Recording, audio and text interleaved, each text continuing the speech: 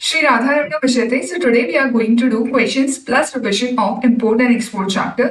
अगर आपको पीडीएफ चाहिए तो आप टेलीग्राम चैनल ज्वाइन करके इसको एक्सेस कर सकते हैं, लिंक डिस्क्रिप्शन में दे रखा है. So let's begin. सबसे पहले हमें कुछ की टर्मिनोलॉजीज हैं वो समझनी रहेगी सो दैट हमें बेसिक अंडरस्टैंडिंग रहे और इनसे रिलेटेड कोई क्वेश्चन आता है तो आप अटेम्प्ट करने की पोजीशन में रहे. इसलिए सिर्फ एक बार आप पढ़ के इनको छोड़ सकते हैं. एरिया. सो कस्टम्स एरिया क्या होता है? Area of custom station. जो कस्टम स्टेशन है उसका एरिया या जो उनका वेयर हाउस है, जो हमारा पोर्ट होता है उस पर क्या बना होता है, कस्टम का पूरा एक स्टेशन बना हुआ होता है जहां पर साथ ही साथ वेयर हाउसेस भी होते हैं. तो कस्टम्स एरिया जहां पे भी अगर कभी वर्ड यूज हो आप उसमें क्या समझोगे, एक तो जो कस्टम्स का स्टेशन बना हुआ है जहां पर वो जितने भी वेसल्स वगैरह आते हैं that will B customs station. Plus साथ में सिर्फ कस्टम स्टेशन जो वेसल्स वाला जो हमारा सी वाला होता है सिर्फ वही नहीं होता, जो आपका पोर्ट्स वाला है, एयरपोर्ट्स वाला है या आपका जो लैंड कस्टम स्टेशन है, all that is included. Okay, so custom का स्टेशन इंक्लूड होगा प्लस वेयर हाउस भी अगर है तो वो कस्टम्स का एरिया ही माना जाएगा, मतलब कस्टम अथॉरिटीज का एरिया ही माना जाएगा. And includes any area in which imported goods और exported goods are ordinarily capped before clearance by custom authorities.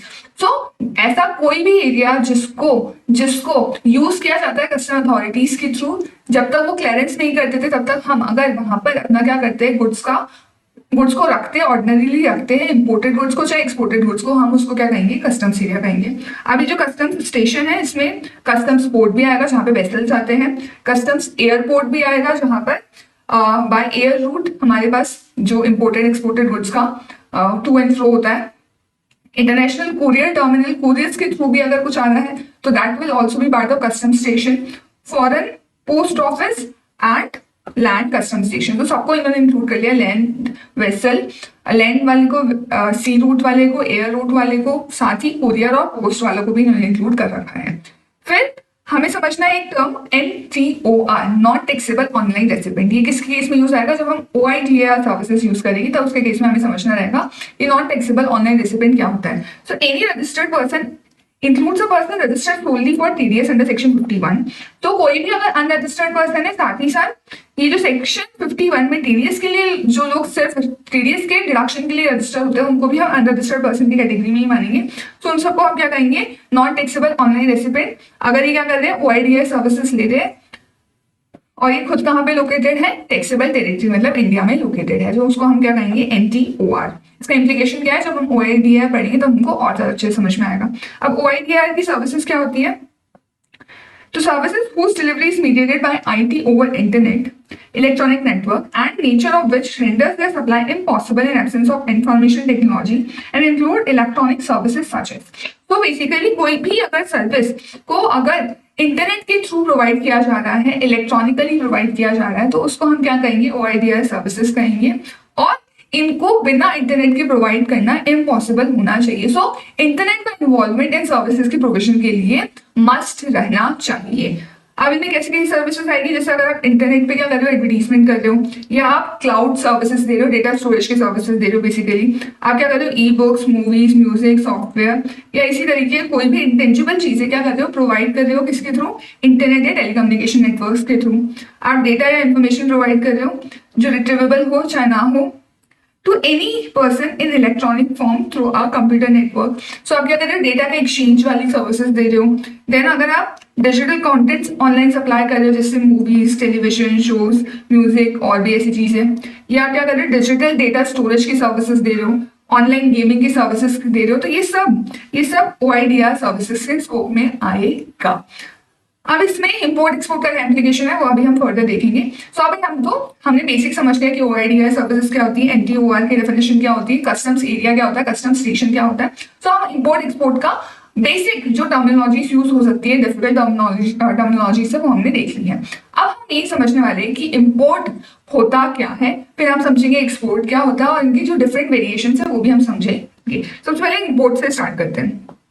So import क्या होता है, इंपोर्ट एक इंटर स्टेट ट्रांजैक्शन है. क्या है, इंटर स्टेट ट्रांजैक्शन है. याद करो जब इंटर स्टेट सप्लाई मैंने समझाया था तब आई टोल्ड यू कि अगर क्या हो रहा है, इंडिया से बाहर कोई गुड्स जा रहे हैं या इंडिया के अंदर कोई गुड्स आ रहे हैं आउटसाइड दी टैक्सेबल टेरिटरी से। सो उस केस में हम उसको क्या मानते हैं, इंटर स्टेट सप्लाई मानते हैं। सो क्योंकि ये इंटर स्टेट सप्लाई है तो इसके ऊपर क्या लगेगा, IGST लगेगा। सो इंपोर्ट्स के केस में इंटर स्टेट सप्लाई होती है और क्या लगता है, IGST लगता है। अब सबसे पहले देखो इंपोर्ट ऑफ गुड्स का मतलब क्या होता है। Import of goods is simply outside India से इंडिया में गुड्स को लेकर आ रहे हो। So bringing goods into India from outside India is termed as import of goods.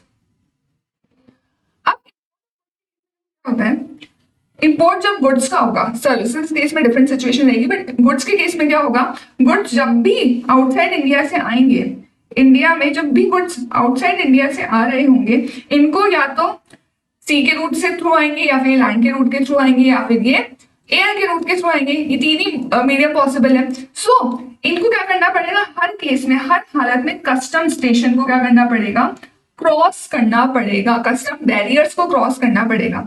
जैसे ही इंडिया में घुसने की कोशिश करेंगे, वहां पर कौन होगा, कस्टम अथॉरिटीज खड़ी होगी। क्या खड़ी होगी, कस्टम अथॉरिटीज। जैसे ही गुड्स इंडिया में आने जाएंगे, सबसे पहले कस्टम अथॉरिटीज इनको पकड़ेगी और बोलेगी आप तुम रुको, इंडिया में गुड्स लाने हैं तो सबसे पहले हमें क्या दो, एक तो दो कस्टम ड्यूटी और दूसरा हमें दो GST। इन ड्यूटीज को लगाने का देखो मेन एप्लीकेशन ये था कि क्या होता है, ऐसे अगर हम इनके ऊपर ड्यूटीज ना लगाए ना, GST ना लगाए ना, तो दिक्कत क्या हो जाती है कि इंडिया के गुड्स सपोज मिल रहे हैं 100 रुपए के और उस पर लग रहा है 18% का GST है ना, और ये गुड्स बिक रहे हैं 118 रुपए के। पर अगर इन गुड्स पर जो इंपोर्ट होके आ रहे हैं वो भी मान लो 100 रुपए के ही हैं और उनके ऊपर अगर हमने GST नहीं लगाया, तो उस केस में ये गुड्स जो बिकेंगे 100 रुपए के और ये कंज्यूमर्स को मिलेंगे 118 रुपए के। तो इंडिया के गुड्स को कोई खरीदेगा ही नहीं। तो ऐसे तो इंडिया के जो मैन्युफैक्चरर्स हैं, सेलर्स हैं, उनको क्या हो जाएगा, नुकसान हो जाएगा। इसलिए इंपोर्टेड गुड्स पे भी क्या लगाया जाता है, IGST लगाया जाता है, ताकि इनके ऊपर भी जब IGST लग जाएगा तो फिर अब ये एट पार होंगे। सो इंडिया के लोगों को भी नुकसान नहीं होगा, साथ ही इंपोर्ट भी होता रहेगा। सो IGST लगेगा। अब क्या हो रहा है, जैसे ही इंडिया में गुड्स आ रहे हैं तो कस्टम्स अथॉरिटी इनको रोक के क्या वसूल लेगी, इनसे IGST वसूल लेगी with along with the customs duty. जो कस्टम ड्यूटी लगाएंगी वो भी लग जाएगी, साथ में साथ IGST भी उसी टाइम पे इनसे कलेक्ट कर लिया जाएगा जैसे ही इंपोर्ट होगा। सो इंपोर्ट के केस में IGST किसके थ्रू कलेक्ट होता है, अंडर कस्टम्स टैरिफ एक्ट, क्योंकि कस्टम्स ड्यूटीज के साथ में ये IGST को कलेक्ट कर लिया जाता है गुड्स के केस में।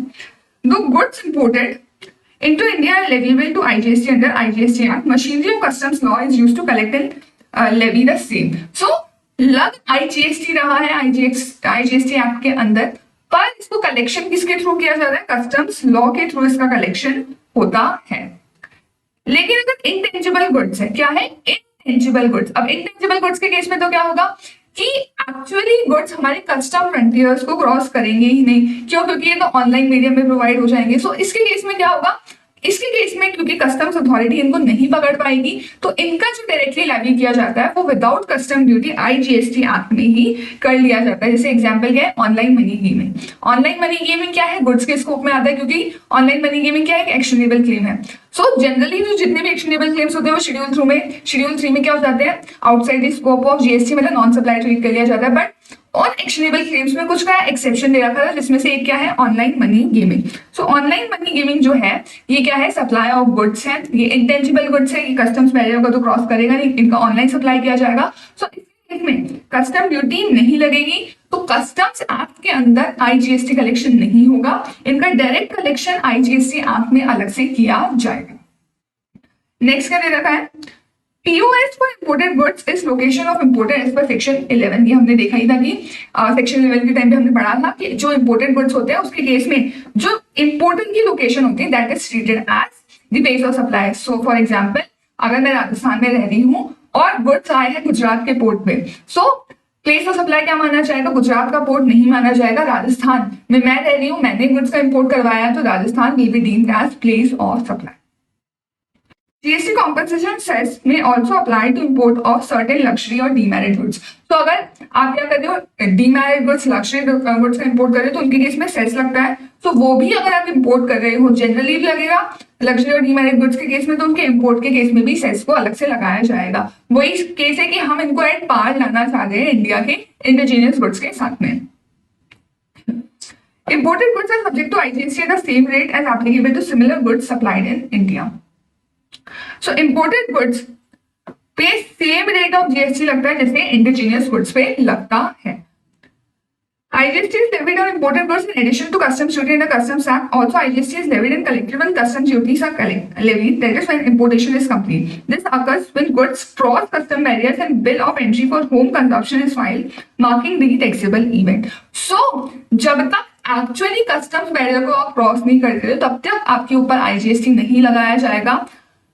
जब तक अगर मान लो मैंने कस्टम्स के वेयर हाउस में भी गुड्स रख रखे हैं, अभी तक कस्टम्स बैरियर का क्रॉस नहीं हुआ है तो मेरे ऊपर आईजीएसटी नहीं लगेगा।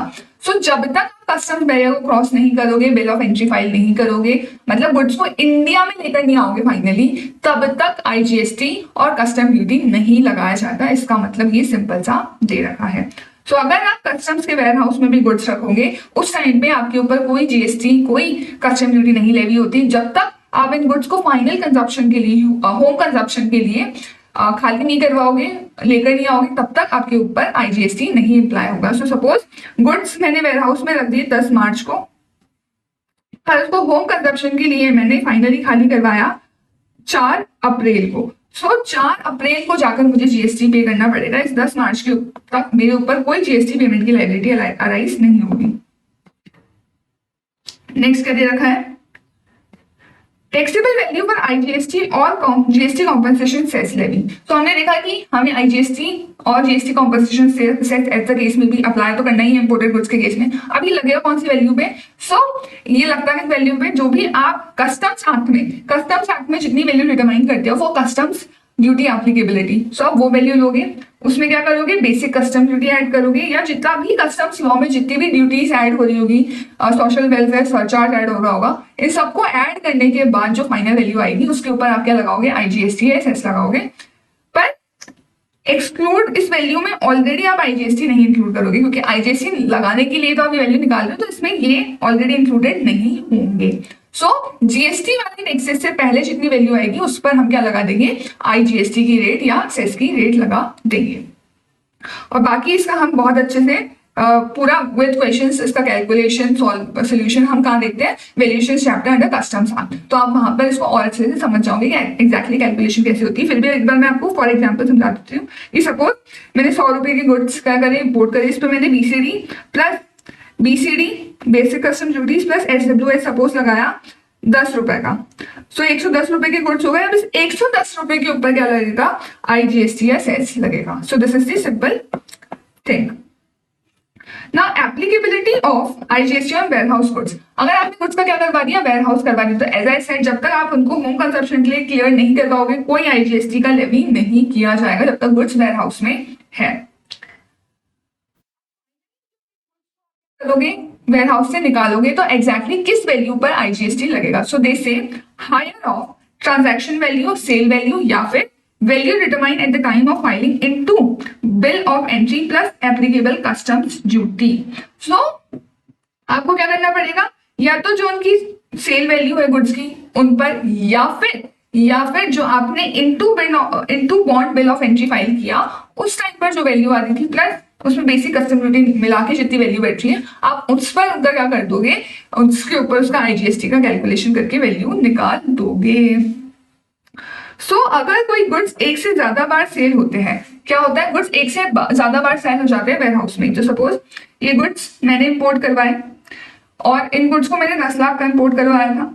अब इन गुड्स को मैंने क्लियरेंस नहीं करवाया, इसका मतलब मैंने इसको वेयर हाउस में रख रखा है, तो अभी तक मेरे ऊपर कोई जीएसटी नहीं लगा होगा। अब क्या हुआ, ये ए नाम का पर्सन था, इसने क्या करा, वेयर हाउस में रखे ही इन गुड्स को क्या कर दिया, बी को सेल कर दिया। क्या कर दिया, बी को सेल कर दिया। सपोज बी को सेल किया 12 लाख रुपए में इन गुड्स को। अब बी ने क्या किया, बी ने इस गुड्स को सेल कर दिया सी को। अभी तक गुड्स कहाँ रखे हुए, वेयर हाउस में रखे हुए, ये ट्रांजैक्शन चलते जा रहे हैं। सी ने इसको सी को सेल कर दिया सपोज 15 लाख रुपीस का।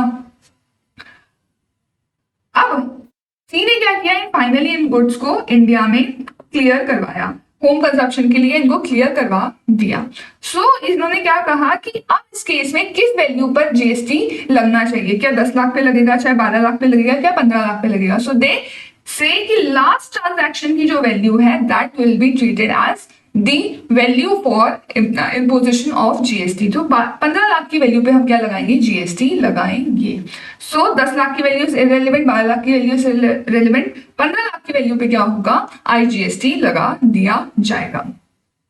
और ये फर्स्ट वाला केस क्या कहना चाह रहा था कि अगर वेयरहाउस गुड्स है तो इसके केस में वही ट्रांजैक्शन वैल्यू कि जैसे अगर सपोज इसमें मल्टीपल सेल नहीं होती, ये सी वाला ट्रांजैक्शन नहीं हुआ होता, सपोज इसमें ए ने गुड्स इंपोर्ट किए थे और फाइनली बी को सेल कर दिया 12 लाख रुपए में। तो इस केस में आप सपोज बी क्या करता है, गुड्स को इंडिया में क्लियर करवा लेता है, वेयरहाउस में इंडिया में ले जाता है। सो दे से ये आपका जो transaction value that is 12 lakh rupees, या फिर जो into bond bill of entry मतलब 10 लाख पे इसको हमने वेयरहाउस में जमा कराया तब 10 लाख की वैल्यू थी, प्लस इसमें कस्टम्स ड्यूटी ऐड कर दो। सो सपोज 1 लाख की कस्टम्स ड्यूटी है, सो 11 लाख और 12 लाख जो भी दोनों में से हायर है दैट इज 12 लाख पे क्या लग जाएगा, यहाँ पर जीएसटी लग जाएगा। सो आई होप कि आपको एग्जाम्पल के थ्रू बहुत अच्छे से समझ में भी आ गया होगा ना। Proportional value applies for partial sales of warehouse goods. और अगर मान लो मैं पार्शियली सेल करती तो उसके केस में फिर आप प्रोपोर्शन करके ये फॉर्मूलास आप अप्लाई कर दोगे, सिंपल सा चीज है।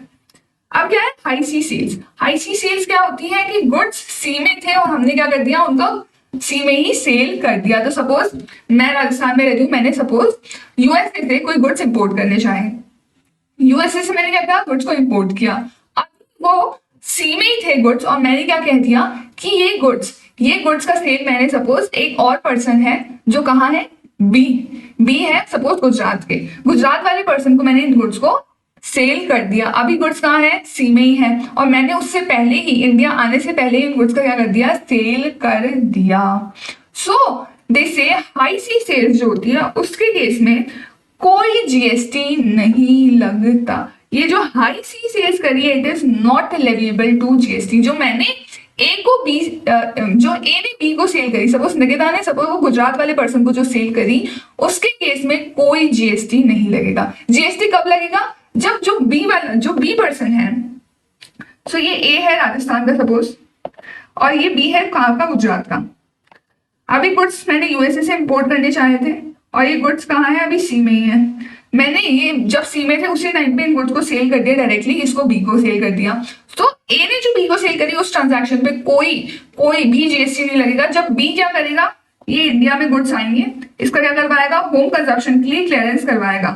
उसके बाद जाके क्या होगा, इन गुड्स पर आईजीएसटी तब जाके लगेगा। ए टू बी जो सेल है उस पर कोई जीएसटी नहीं लगेगा। बी जब इसका क्लियरेंस करवाएगा तब जाकर फाइनली क्या होगा, जीएसटी इंपोज होगा। सो sale of goods before customs clearance by endorsement of documents is not treated as supply under Schedule 3 of the GST Act. GST is not applicable on high C sales. IGST is levied only when goods are cleared for home consumption. जो final इनका clearance होगा तब इस पे क्या लग जाएगा, GST. और वैल्यू किस वैल्यू पे लगेगा, जो भी लास्ट ट्रांजैक्शन प्राइस होगी उस पे लग जाएगा।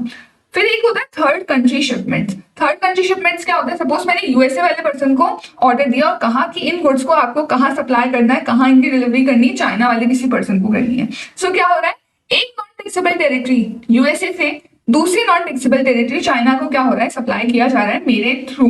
तो क्योंकि गुड्स इंडिया में एंटर नहीं करे, जब तक गुड्स इंडिया में एंटर नहीं करते वो इंपोर्ट नहीं कहलाता, तो इसके केस में कोई सप्लाई नहीं होती है। तो शेड्यूल 3 में हमने देखा था it is treated as non supply और इसके ऊपर कोई जीएसटी नहीं लगेगा। सो जो मैंने ट्रांजैक्शन किया यूएसए से चाइना में सप्लाई करने का, it is not going to be taxed under GST. So it is not treated as supply and no GST liability arises. और इस वैल्यू को याद करो, हम एग्जाम सप्लाई जो आईटीसी रिवर्सल रूल 42 43 कैलकुलेशन में थर्ड कंट्री शिपमेंट्स को include नहीं करते थे। सिर्फ जो सप्लाई ऑफ वेयरहाउस गुड्स है ना वो वहां पे इंक्लूड होता है। Goods imported by states are fully exempt from IGST when used for authorised operations. अब क्या है, कुछ और इन्होंने केसेस बताए कि जैसे पहले इन्होंने वेयरहाउस गुड्स की बात कर ली, फिर आईसी सेल्स की बात कर ली, फिर थर्ड कंट्री शिपमेंट्स की। अब हम देख रहे हैं कि अगर कोई सेल्स यूनिट है, क्या है, सेल्स यूनिट है, वो क्या कर रही है, गुड्स का इंपोर्ट कर रही है, तो उसके केस में सेल्स यूनिट वालों का देखो एक्सपोर्ट जो होता है वो तो क्या होता है वैसे भी एक्सपोर्ट, तो ये वैसे भी एक्सपोर्ट कर रहे होते हैं तो वो तो ZRS होती है। साथ ही साथ याद करो कि अगर कोई और पर्सन भी सेल्स यूनिट वगैरह को सप्लाई करता है तो उसको हम जीरो रेटेड सप्लाई मानते हैं। तो इनके केस में इनकी परचेजेस भी क्या होती है, उसके ऊपर भी कोई टैक्स नहीं लगता और इनकी सेल के ऊपर भी कोई टैक्स नहीं लगता। तो इनके केस में क्लैरिफाई कर दिया कि इंपोर्ट भी क्या एक तरीके से इनकी परचेजिंग है ना, तो इनके केस में इंपोर्ट पे भी कोई टैक्स नहीं पे करना पड़ेगा। सो इनका जो इंपोर्ट है उसको भी IGST की पेमेंट से फुल्ली एग्जेम्प्ट कर रखा है और ऑथराइज ऑपरेशंस के लिए तो ऑफकोर्स होना ही चाहिए। फिर अगर कोई EOU एक्सपोर्ट ओरिएंटेड यूनिट अगर गुड्स का क्या करती है, इंपोर्ट करती है, तो उसके केस में एग्जेम्पशन रहती है कस्टम्स ड्यूटी से, IGST सेस, इन सब से। सो अगर EOU भी इंपोर्ट कर रही है तो उनको एग्जेम्पशन मिल जाती है IGST, कस्टम्स ड्यूटी और सेस से।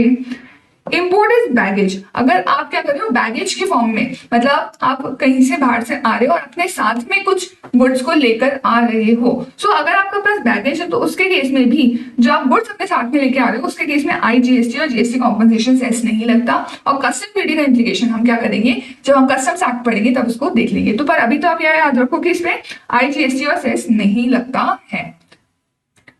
अब एक ऑनलाइन मनी गेमिंग वाला जो हम बात कर रहे थे उसके केस में देखो एग्जैक्टली टैक्सेबिलिटी आती कैसे है। सो अगर कोई इंडिया के बाहर का पर्सन क्या कर रहा है, इंडिया के किसी पर्सन को ऑनलाइन मनी गेमिंग की सप्लाई कर रहा है तो उस केस में देखो क्या होगा।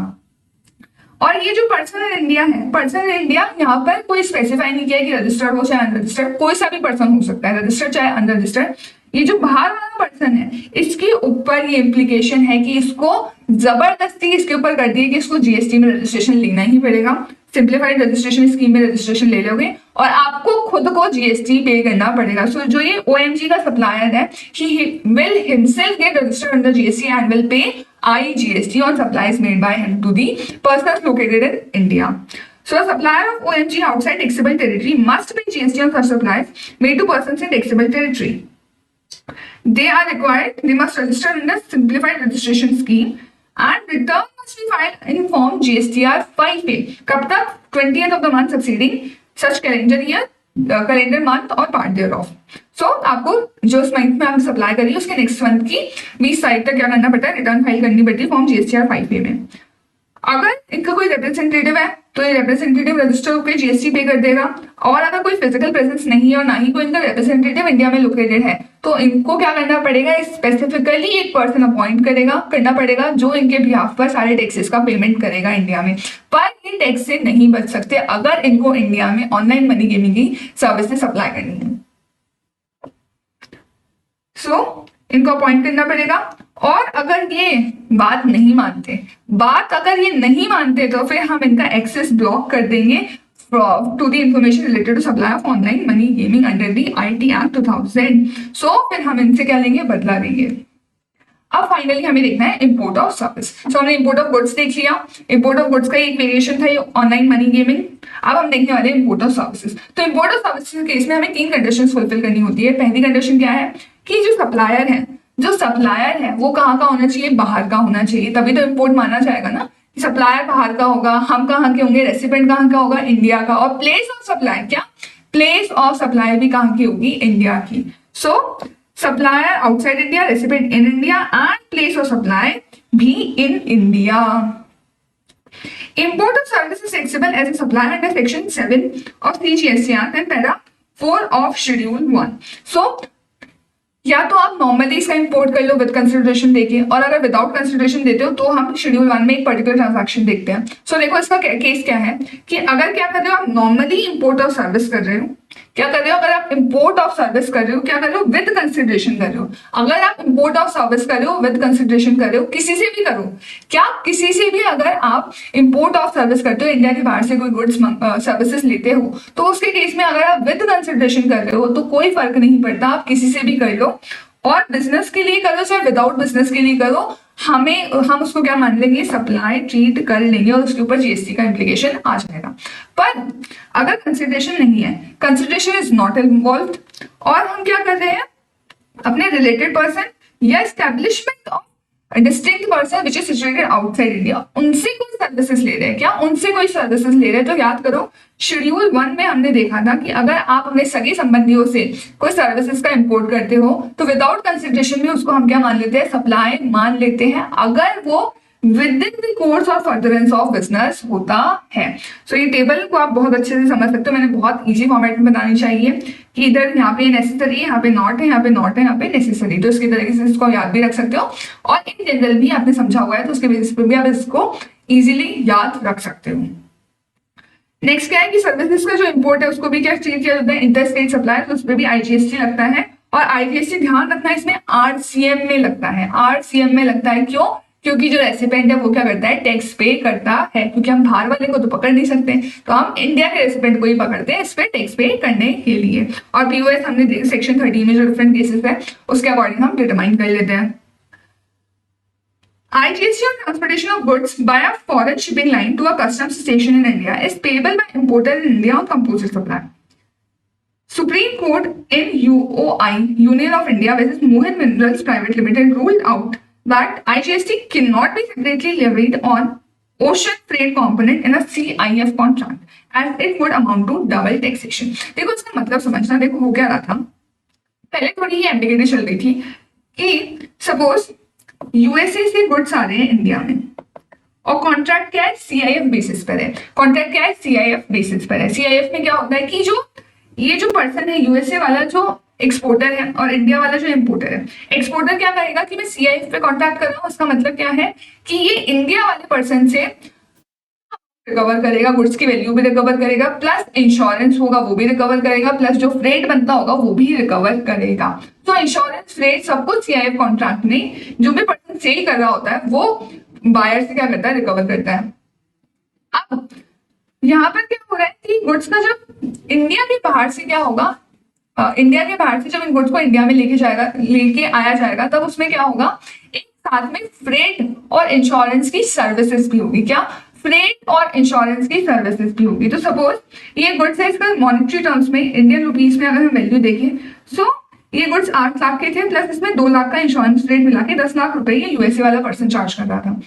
सो पहले ही कंफ्यूजन था कि हम क्या कर लेते हैं, जो फ्रेट और जो ये फ्रेट लग रहा है और जो इंश्योरेंस लग रहा है यूएसए से इंडिया तक गुड्स लाने का, इसको हम क्या मान लेते हैं, इंपोर्ट ऑफ सर्विस मान लेते हैं। और इंपोर्ट ऑफ सर्विस के केस में क्या होता है, फिर इंडिया वाले पर्सन को आरसीएम में टैक्स पे करना पड़ता है। सो दे वर सेइंग कि ये जो 2 लाख का कंपोनेंट है ना, इसको आप इंपोर्ट ऑफ सर्विस मानो और इसके ऊपर इंडिया वाले पर्सन को आरसीएम में टैक्स देना पड़ेगा।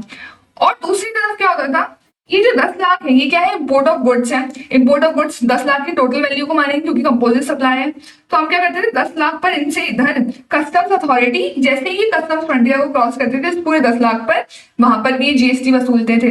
तो इस केस में हो क्या रहा था कि 8 लाख में 2 लाख की वैल्यू ऑलरेडी इंक्लूडेड है, तो यहाँ पे 10 लाख पे ऑलरेडी टैक्स लग चुका था। और इधर ये जीएसटी किस कॉम्पोनेंट में, इंश्योरेंस और फ्रेट का जो कंपोनेंट है उसको इंपोर्ट ऑफ सर्विस मान के आरसीएम में भी टैक्स वसूलना चाह रहे थे। तो देयर वाज क्वाइट एम्बिग्यूटी कि ये दो बार टैक्सेशन हो जाता। तो फाइनली सुप्रीम कोर्ट का जजमेंट आया और उन्होंने कहा कि सीआईएफ कॉन्ट्रैक्ट में क्या होता है, ऑलरेडी फ्रेट इंश्योरेंस का कंपोनेंट क्या होता है, इंक्लूडेड रहता है। फ्रेट इंश्योरेंस का कंपोनेंट क्या रहता है, इंक्लूडेड रहता है। तो ऑलरेडी हम जीएसटी कलेक्ट कर चुके होते हैं जब इंपोर्ट ऑफ गुड्स पे टैक्स लगाते हैं कस्टम्स अथॉरिटी। तो इस केस में दोबारा से इसको सेपरेट सप्लाई और सर्विस आपको ट्रीट नहीं करना, इंपोर्ट और सर्विस ट्रीट नहीं करना और दोबारा से आरसीएम में जीएसटी लगाने की कोई रिक्वायरमेंट नहीं है। सो आई होप ये आपको समझ में आया होगा।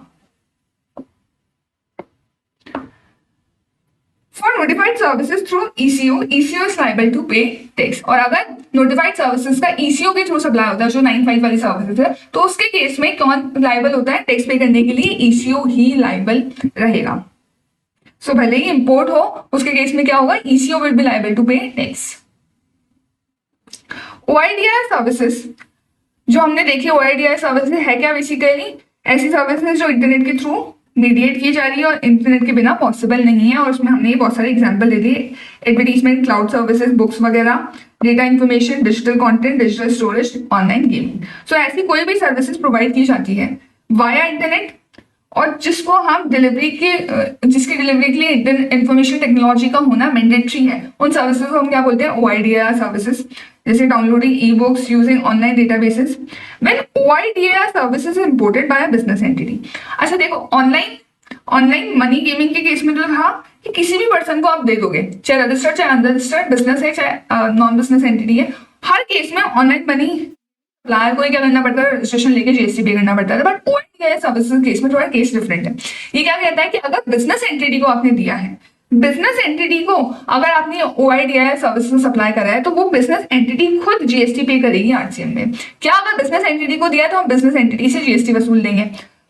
पर अगर ये नॉट टैक्सेबल ऑनलाइन रेसिपेंट्स को दिया है, मतलब इंडिविजुअल्स को दिया है, तो उस केस में जो ये ओआईडीआई सर्विसेज का सप्लायर है, मतलब जो ये ओवरसीज सप्लायर है, जो आउटसाइड इंडिया वाला पर्सन है, इसी को क्या करना पड़ेगा, खुद पे करना पड़ेगा। तो इस केस में प्लेस ऑफ सप्लाई इंडिया में हो जाएगा, जीएसटी कौन पे कर देगा, ओवरसीज सप्लायर्स, क्योंकि इंडिविजुअल्स आप हर एक पर्सन को जाके, तो क्योंकि ओआईडीआई सर्विस हर एक पर्सन को जाके तो आप पकड़ नहीं सकते, तो इसके केस में उन्होंने क्या कर दिया, इम्प्लीकेशन फिर किस पे डाल दी, सप्लायर पे ही डाल दी। पर अगर बिजनेस एंटिटीज को दिया जाए तो बिजनेस एंटिटी तो वैसे भी रजिस्टर्ड होती है, तो उनसे आराम से हम आरसीएम में टैक्स वसूल लेंगे। पर ये बिजनेस एंटिटीज में ध्यान रखना, गवर्नमेंट की बॉडीज इंक्लूडेड नहीं होगी। क्या गवर्नमेंट की बॉडीज इंक्लूडेड नहीं होगी? कौन सी गवर्नमेंट बॉडीज? जिन्होंने सेक्शन 51 में खुद से क्या किया है, खुद से सेक्शन 51 के टीडीएस रिडक्शन के लिए क्या लिया है, रजिस्ट्रेशन लिया है, क्योंकि फिर वो क्या होता है, एनटीओआर में ही क्या हो जाता है, इंक्लूड हो जाता है। सो यहाँ पे देखो एनटीओआर में देखा था ना कि person registered only for TDS, तो वो क्या होता है, एनटीओआर में इंक्लूड होता है। तो उसके केस में क्या होगा, इस सप्लायर को ही क्या करना पड़ेगा, खुद रजिस्टर करके खुद जीएसटी पे करना पड़ेगा। पर मान लो ये ओआईडीआई सर्विसेज का जो फैसिलिटेट करवा रहा है वो कौन करवा रहा है, एक intermediary. Intermediary is basically some an agent.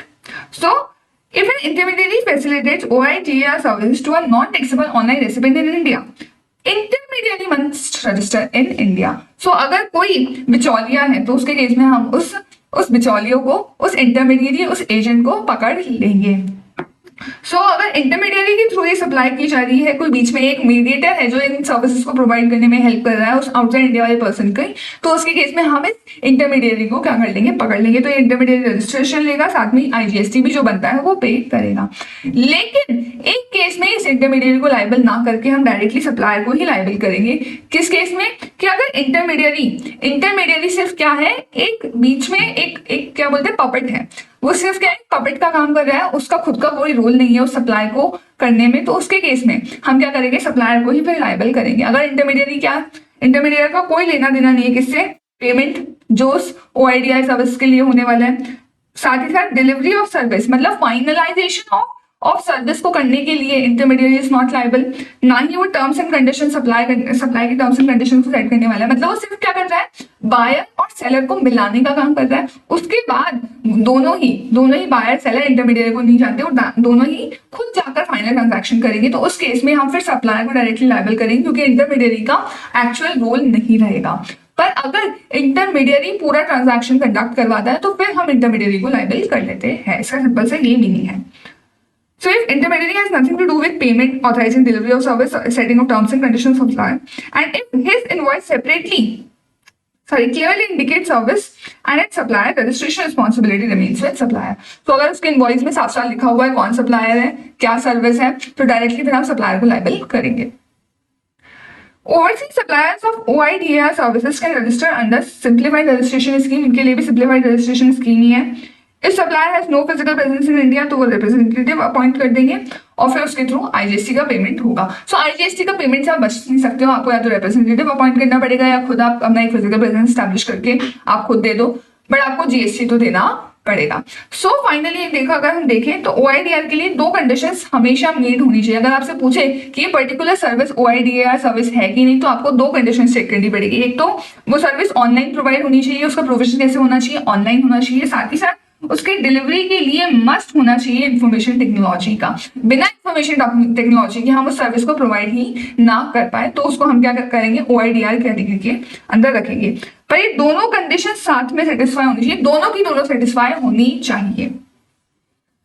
So example अगर हम देखें, अगर कोई पीडीएफ डॉक्यूमेंट क्या हो जाता है, ऑटोमेटिकली ईमेल हो जाता है सिस्टम से, ऑटोमेटिकली कुछ याद करो, कुछ ईमेल जनरेट होते हैं, कई बार कुछ आपके पास कुछ फाइल्स ऑटोमेटिकली आपको सेंड होती है। सो अगर ऐसी कोई चीजें ऑटोमेटिकली ईमेल होती है, ऑटोमेटिकली डाउनलोड हो जाती है, तो उसके केस में क्या हो रहा है, एक तो इनको ऑनलाइन प्रोवाइड किया जा रहा है, plus IT is must for delivery, बिना आईटी के ये होता ही नहीं काम। तो इसके केस में क्योंकि दोनों कंडीशंस फुलफिल हो रही है तो ये क्या हो गई, ओआईडीआर सर्विस हो गई। फिर अगर हम देखें stock photographs available for automatic download, अगर ऑटोमेटिक डाउनलोड के लिए भी कोई फोटोग्राफ्स जैसे अवेलेबल है तो ये ऑनलाइन प्रोवाइड की जा रही है सर्विस। साथ ही साथ IT is must, yes it is must, तो ये OIDR सर्विस हो गई।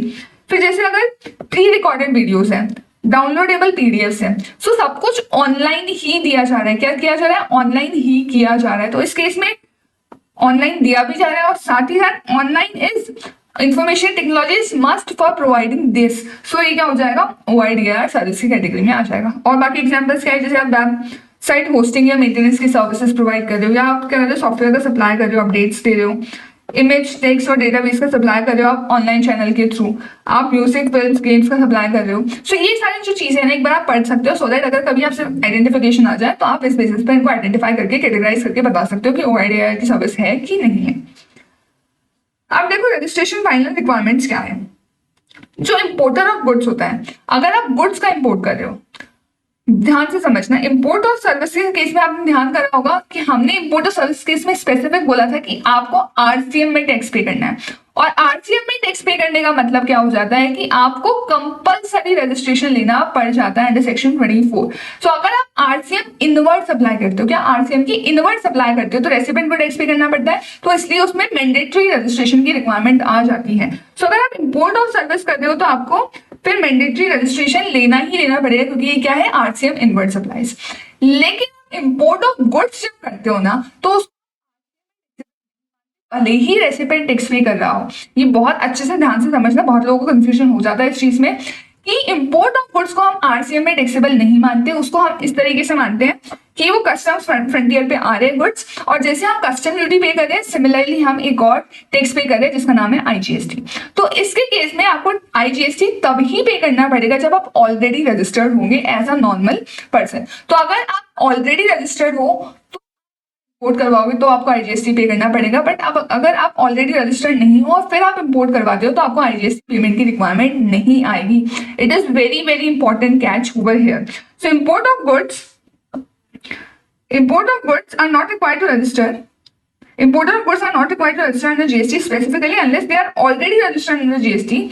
और अगर वो रजिस्टर्ड है और GST पे करने के लिए लायबल है तो फिर अपने वो बिल ऑफ एंट्री पे साफ साफ अपना GST नंबर स्पेसिफाई करेंगे, और क्योंकि खुद GST पे करके आए तो फिर इसका ITC भी वो क्लेम कर सकते हैं। रजिस्ट्रेशन फॉर एग्जेम्प्टेड गुड्स, अगर मान लो मैं ऐसे गुड्स का इंपोर्ट कर रही हूँ जो क्या है GST से एग्जेम्प्ट है, जो क्या है GST से एग्जेम्प्ट है, अगर मैं ऐसे गुड्स का इंपोर्ट करती हूँ तो उसके केस में मेरे को कोई रजिस्ट्रेशन लेने की रिक्वायरमेंट नहीं आएगी। मैं सिर्फ क्या कर सकती हूँ, अपना पैन नंबर उनको देकर ऑथराइजेशन कंप्लीट करवा सकती हूँ। तो आपको ये बहुत अच्छे से तीनों चीजें ध्यान में रखनी पड़ेगी। Now registered persons can claim ITC और IGST paid on important goods and services subject to conditions and use it to pay outward tax.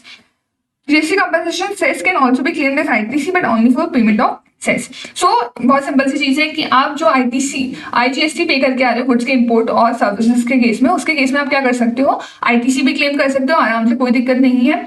और अगर आप सेस भी पे करते हो लग्जरी डीमेरिट गुड्स के केस में तो उसके केस में आप सेस का भी ITC ले सकते हो, बट सेस का ITC आपको मैंने पहले भी बताया था, सेस का ITC सिर्फ सेस के अगेंस्ट हम यूटिलाइज कर सकते हैं, और जो हमारा नॉर्मल ITC होता है उसको IGST का होगा यहाँ पे, तो इंपोर्ट के केस में ITC, तो इस ITC को हम किसके भी अगेंस्ट यूज कर सकते हैं, C चाहे S चाहे I। सो ये आपको बस नॉर्मल जो हमारी कंडीशंस होती है वो तो वैसी की वैसी लगेगी, बाकी आप इनका ITC आराम से क्लेम कर सकते हो। अब हम देखते हैं इंपोर्ट ऑफ गुड्स देख लिया, एक्सपोर्ट ऑफ सर्विसेज देख लिया, अब हम देखेंगे export of goods.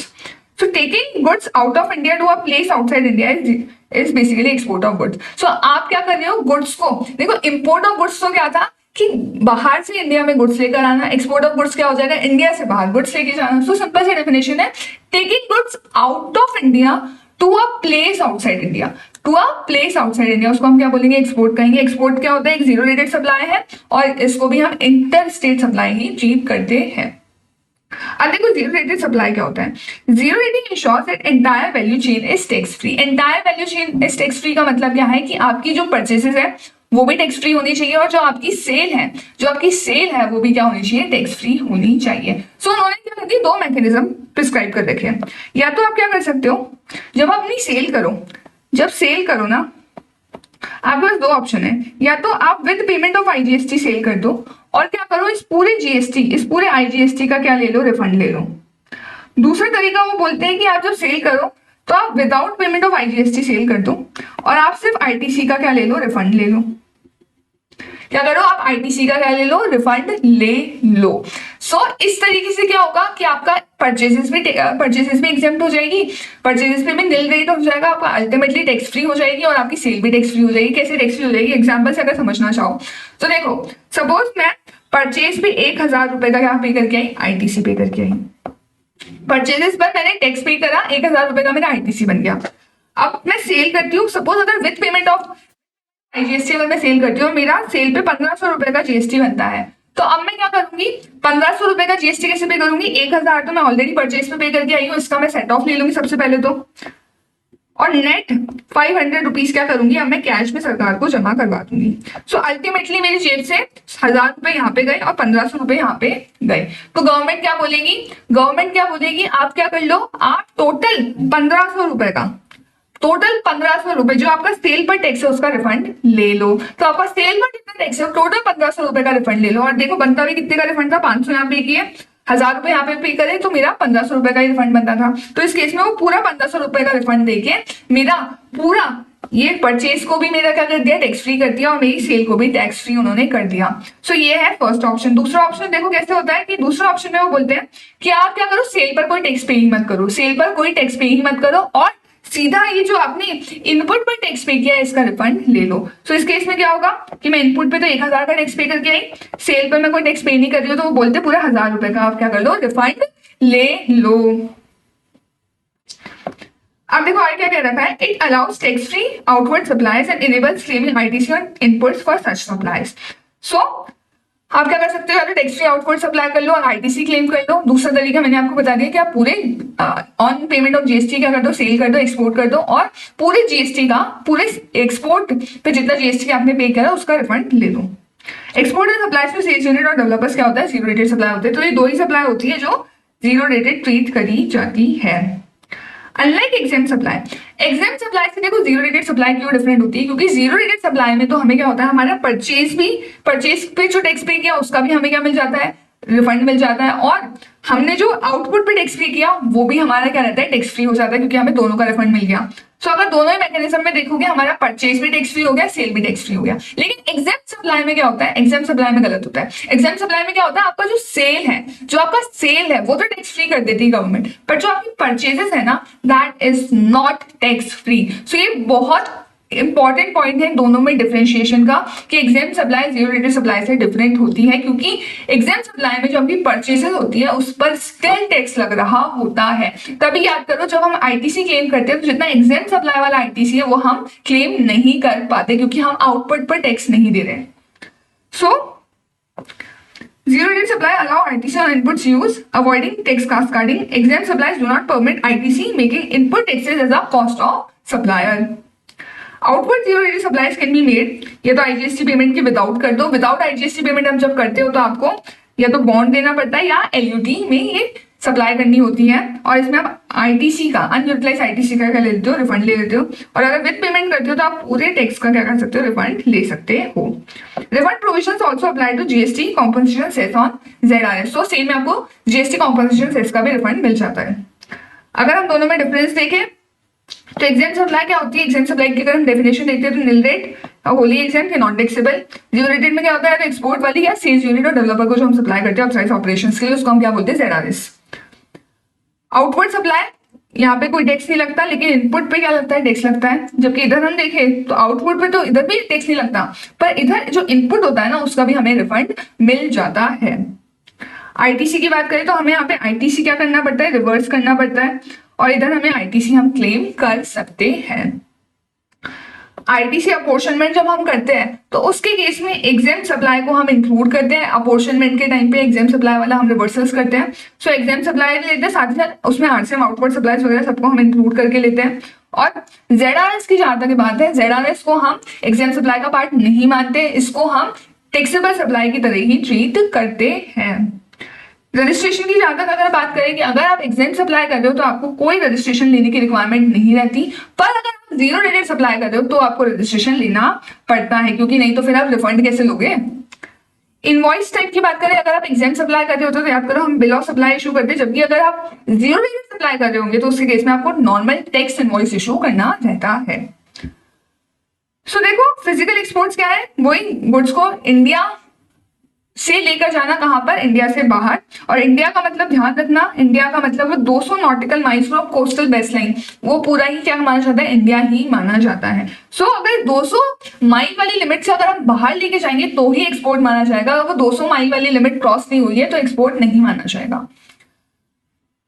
Sending or taking goods out of India for exhibition or on a consignment basis for promotion does not constitute a supply unless the activity meets the criteria in Schedule 1 of CGST Act. Such activities lack consideration at the time of dispatch and thus outside the scope of supply and also zero rated supply. So execution of a bond or LUT is not required for such activities. So basically देखो, अगर मैं क्या करना चाहती हूँ, USA में exhibition करना चाहती हूँ, तो जैसे अगर मैं राजस्थान से दिल्ली में एग्जीबिशन करना चाहती हूँ तो हम क्या करते हैं कि हम क्या कहते हैं कि जब तक मैं सिर्फ राजस्थान से दिल्ली में गुड्स लेके जा रही हूँ तब ये सप्लाई नहीं, क्योंकि तब एक्चुअली सेल्स हुई नहीं है। जब दिल्ली से ये गुड्स बिक जाएंगे तब हम क्या मानते हैं, फाइनल सेल मानते हैं। तो सिमिलरली अगर आप क्या करते हो, मैं राजस्थान से इन गुड्स को यूएसए में किसी एग्जीबिशन के लिए लेकर जाती हूँ, तो जब मैं राजस्थान से इन गुड्स को यूएसए लेकर जा रही हूँ तब ये सप्लाई नहीं है, तब ये एक्सपोर्ट नहीं है। एक्सपोर्ट नहीं है तो आप एलयूटी बॉन्ड कोई भी यूज नहीं करोगे। पर जब यूएसए की एग्जीबिशन से इनको मैं फाइनल सेल कर दूंगी तब क्या मान लिया जाएगा, ये सप्लाई मानकर इसको एक्सपोर्ट ट्रीट कर लिया जाएगा। पर जब मैं यहाँ से राजस्थान से गुड्स को भेजूंगी उस टाइम पर क्योंकि ये सप्लाई नहीं है तो इसको हम एक्सपोर्ट ट्रीट नहीं कर सकते, और एक्सपोर्ट नहीं है तो उसके केस में आपको कोई बॉन्ड एलयूटी भी आपको यूज करने की रिक्वायरमेंट नहीं रहेगी। अब देखो डीम्ड एक्सपोर्ट क्या होते हैं। एक तो हमने देख लिया फिजिकल एक्सपोर्ट, जब आप एक्चुअली एक्सपोर्ट कर रहे हो। एक होते हैं डीम्ड एक्सपोर्ट, जिनको हम मान लेते हैं कि वो क्या है, एक्सपोर्ट है, क्योंकि इन पर्टिकुलर चीजों को गवर्नमेंट क्या करना चाहती है, प्रमोट करना चाहती है। तो deemed export refer to supply of goods. ध्यान रखना सिर्फ गुड्स का सप्लाई इंक्लूड होगा, सर्विसेज का सप्लाई में हम डीम्ड एक्सपोर्ट का कोई कॉन्सेप्ट अप्लाई नहीं करेंगे। सो it is supply of goods manufactured in India notified under section 147 of CGST Act. Such supplies do not leave India, ये इंडिया से बाहर नहीं जा रहे और इनका पेमेंट चाहे आईएनआर में रिसीव हो चाहे कन्वर्टेबल फॉरेक्स में रिसीव हो सकता है। सो ये गुड्स इंडिया से एक्चुअली बाहर नहीं जाते, पर फिर भी इनको जैसे एक्सपोर्ट्स को ट्रीट किया जाता है वैसे ही इनको भी ट्रीटमेंट मिलता है, इनको भी स्पेशल ट्रीटमेंट मिलता है। सो कौन कौन से डीम्ड एक्सपोर्ट्स होते हैं देखो। पहला, अगर आप एडवांस ऑथराइजेशन के अगेंस्ट कोई सप्लाई करते हो, क्या एडवांस ऑथराइजेशन के अगेंस्ट अगर आप कोई सप्लाई करते हो तो good supply must be used for manufacturing taxable goods other than nil rated और फुली एग्जेम्प्ट गुड्स, और सीए का certificate confirming compliance must be submitted within 6 months of supply. So advance authorisation वैसे हम FTP में जाके देखेंगे, तो आप बेसिकली अब इसे समझ लो कि अगर आप एडवांस ऑथराइजेशन के अगेंस्ट कोई सप्लाई करते हो गुड्स की तो आपको कुछ कंडीशंस, क्योंकि आप वहां पर फुलफिल कर रहे होते हो, इसलिए जो इनका सप्लाई है उसको हम क्या ट्रीट कर लेते हैं, डीम्ड एक्सपोर्ट ट्रीट कर लेते हैं। सिमिलरली अगर आप कैपिटल गुड्स का सप्लाई कर रहे हो against EPCG, export promotion capital goods authorisation, तो उसके केस में भी हम क्या मान लेते हैं, उसको डीम्ड एक्सपोर्ट मान के सेम एक्सपोर्ट के वाले बेनिफिट्स ले देते हैं। Supply of goods to export oriented units including electronic hardware technology parks EHTP, software technology parks and biotechnology parks BTP. So अगर आप इनको भी सप्लाई कर रहे हो तो उसको भी हम क्या मानेंगे, डीम्ड एक्सपोर्ट मान लेंगे। या आप सप्लाई ऑफ गुड्स कर रहे कौन, बैंक्स या पीएसयूज अगेंस्ट एडवांस ऑथराइजेशन, तो उसको भी हम क्या मानते हैं, डीम्ड एक्सपोर्ट मानते हैं। लेकिन एक चीज ध्यान से सुनना कि deemed export zero rated supply की डेफिनेशन में नहीं आता। Deemed export zero rated supply की डेफिनेशन में नहीं आता, क्योंकि जीरो रेटेड सप्लाई तो क्या बोलता है, आप या तो एक्चुअली एक्सपोर्ट करो या सेल्स यूनिट डेवलपर को सप्लाई करो। अगर हम यहाँ पे जितनी भी कैटेगरीज देखेंगे उनमें से दोनों में से कोई भी उस कैटेगरी में फॉल नहीं कर रहा। सो डीम्ड एक्सपोर्ट के केस में ध्यान रखना, आप बॉन्ड एलयूटी का यूज नहीं कर सकते हो, आपको ऑन पेमेंट ऑफ जीएसटी ही सप्लाई करनी पड़ेगी और फिर आप रिफंड ले सकते हो। So deemed exports are not zero rated supply by default. Such supply must be made on tax payment and cannot be supplied in the bond LUT. Refund of tax paid is admissible to supplier recipient, कोई भी refund ले सकता है, जो भी condition आपको satisfy करने की पड़ेगी उसके बेसिस पर, जो हम रिफंड वाले चैप्टर में देखेंगे भी। So advance authorisation is importing और domestic procurement of inputs. Advance authorisation में इनपुट्स होता है, ईपीसीजी में हम कैपिटल गुड्स के इंपोर्ट की बात कर रहे होते हैं। अब एक कॉन्सेप्ट आता है मर्चेंट एक्सपोर्ट्स का। क्या, मर्चेंट एक्सपोर्ट्स का। मर्चेंट एक्सपोर्ट्स के केस में क्या होता है बेसिकली कि आप क्या कर रहे हो, खुद एक्सपोर्ट नहीं कर रहे हो, आप क्या कर रहे हो, खुद एक्सपोर्ट नहीं कर रहे हो, आप किसी ऐसे पर्सन को सेल कर रहे हो जो फाइनली एक्सपोर्ट करने वाला है, उसको आप क्या कहेंगे, merchant export. So suppose this is A, this is B, और ये फाइनली क्या करने वाला है, यूएसए में क्या करने वाला है, गुड्स को एक्सपोर्ट करने वाला है। सो गवर्नमेंट कहती है कि जो ए सेल करेगा बी को, और बी इन्हीं गुड्स को जब फर्दर यूएसए में सेल कर देगा, तो बी जब सेल करेगा वो तो एक्सपोर्ट है, पर जो ए टू बी जो सेल हो रही है उसके लिए भी गवर्नमेंट कहती है कि हम क्या करते हैं, कंसेशनल रेट ऑफ जीएसटी लगा देते हैं। सो 0.1% ऑफ जीएसटी यहाँ पर एप्लीकेबल रहता है। So if we see there is no specific GST provision for merchant exports, however a concessional GST rate of 0.1%, मतलब 0.05 plus 0.05 CNS is available under exemption notification। तो यहाँ पे आपके ऊपर कम रेट से जीएसटी इम्पोज किया जाता है। Exporters procuring goods at 0.1% GST can claim credit for tax period. जो एक्सपोर्टर है या तो क्या कर सकता है, इसका क्रेडिट क्लेम कर सकता है, while suppliers are eligible for a refund of ITC due to inverted tax structure। अब ये तो क्या कर लेगा, इसका आईटीसी क्लेम कर सकता है, जो भी इसने अपनी परचेज, बी ने जो अपनी परचेज पे टैक्स किया, पे किया 0.1% का, ये क्या कर लेगा, इसका रिफंड क्लेम कर लेगा या आईटीसी ले लेगा, जैसा भी केस होगा। अब ये जो ए है ना, ये क्या करेगा, ए ने खुद ने जब परचेज करी होगी, ए ने सपोज जेड से परचेज करी थी, अब इसने जब परचेज करी थी तो उस पे कोई कंसेशन रेट है नहीं, तो इसने खुद ने तो 18% से परचेज करी होगी, सपोज 12% से परचेज करी होगी, ज्यादा रेट से परचेज करी होगी, और जब ये खुद सेल करे तो 0.1% ही है, तो इसके केस में क्या होगा, इसका आईटीसी अक्यूमुलेट होता जाएगा। क्या आईटीसी अक्यूमुलेट होता जाएगा, क्यों, क्योंकि 18% ये परचेज पे पे कर रहा है और सेल के केस में इसको 0.1% ही यूज करना पड़ता है। तो जितना अनयूटिलाइज आईटीसी रहेगा, ये इन्वर्टेड ड्यूटी स्ट्रक्चर में क्या कर सकता है, उसका रिफंड ले सकता है। इन्वर्टेड ड्यूटी स्ट्रक्चर होता ही ये है कि जब आप अपनी सेल पे तो कम जीएसटी पे कर रहे हो और आपकी परचेज पे ज्यादा जीएसटी पे हो रहा हो, तो उसके केस में आप क्या कर सकते हो, जितना आईटीसी आप यूज नहीं कर पा रहे हो उसका आपको पूरे का रिफंड मिल जाता है। So exports under this scheme must be done under bond LUT and IGST payment is not permitted। और इसके केस में ध्यान यही रखना पड़ेगा कि आप जो ये एक्सपोर्ट होगा फाइनल, ये अंडर बॉन्ड LUT ही हो सकता है, आप ऑन IGST पेमेंट ये एक्सपोर्ट का ट्रांजेक्शन नहीं कर सकते हो। अर्लियर पहले पता है एक CT1 फॉर्म यूज किया जाता था, जिसके थ्रू मर्चेंट एक्सपोर्टर्स जो होते थे, जो मर्चेंट एक्सपोर्टर्स होते थे, वो क्या कर सकते हैं, टैक्स फ्री परचेजेस कर सकते थे, बट अब जीएसटी में ऐसा कोई मैकेनिज्म अभी है नहीं। सो जीएसटी में ये 0.1% वाला रूल ही चलता है, सो जीएसटी एप्लीकेबल रहेगा और ये 0.1% वाली कंसेशनल रेट एप्लीकेबल हो जाएगी। मैन्युफैक्चरर एक्सपोर्टर कौन होता है, So a person exporting self-manufactured goods while a merchant exporter trades and export goods as per FTP 2023। So एक मैन्युफैक्चरर एक्सपोर्टर तो क्या होता है, खुद के बनाए गुड्स को एक्सपोर्ट करता है, और मर्चेंट एक्सपोर्टर से वो कैसे डिफरेंट है, क्योंकि मर्चेंट एक्सपोर्टर तो क्या करता है, किसी से गुड्स खरीदता है, इसने बी ने क्या करा, मर्चेंट एक्सपोर्टर है तो इसने ए से गुड्स खरीदे और इन्हीं गुड्स को क्या कर दिया, यूएसए में एक्सपोर्ट कर दिया। जबकि मैन्युफैक्चरर एक्सपोर्टर क्या होता है, अगर ये मैन्युफैक्चरर एक्सपोर्टर होता तो बी क्या करता, खुद के गुड्स बनाता और खुद एक्सपोर्ट कर देता। सो ये दोनों में डिफरेंस होता है।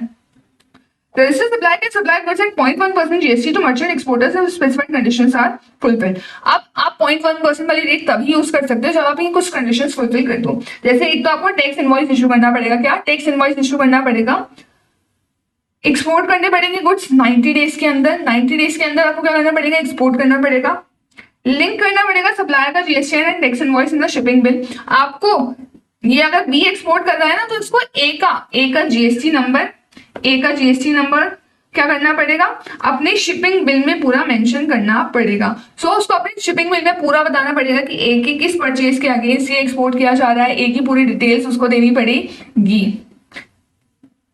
और इनको ईपीसी एक्सपोर्ट प्रमोशन काउंसिल के साथ क्या करना पड़ता है, रजिस्ट्रेशन भी करवाना पड़ता है। Merchant exporters must place N order on supplier, share it with supplier jurisdictional tax officer and ensure goods move directly to port or registered warehouse before export। So merchant exporters क्या कर सकते हैं, अपने supplier से directly भी क्या कर सकते हैं, पोर्ट पर या वेयरहाउस पर गुड्स मंगवा सकते हैं एक्सपोर्ट से पहले।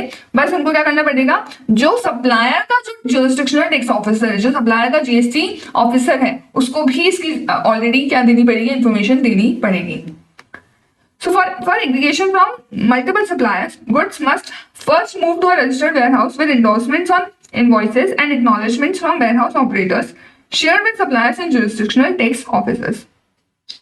तो अगर आप मल्टीपल सप्लायर से क्या कर रहे हो, मल्टीपल सप्लायर से क्या कर रहे हो, गुड्स मंगवा रहे हो, तो सबसे पहले तो क्या करना पड़ेगा, आप एक सिंगल रजिस्टर वेयर हाउस पे उन गुड्स को क्या करोगे, इकट्ठा करोगे और आप क्या करोगे, एक्नॉलेजमेंट लोगे वेयर हाउस ऑपरेटर से, जिसको आप क्या कर दोगे फिर फाइनली सप्लायर और जो टैक्स ऑफिसर उनके साथ शेयर कर दोगे। तो एक जगह पे मंगवा के आप क्या कर सकते हो, कभी सप्लाई कर सकते हो, एक्सपोर्ट कर सकते हो। Post export merchant exporters must provide copies of shipping bills, bills of export, export general manifest, export reports to suppliers, jurisdictional tax officers while excluding commercially sensitive information.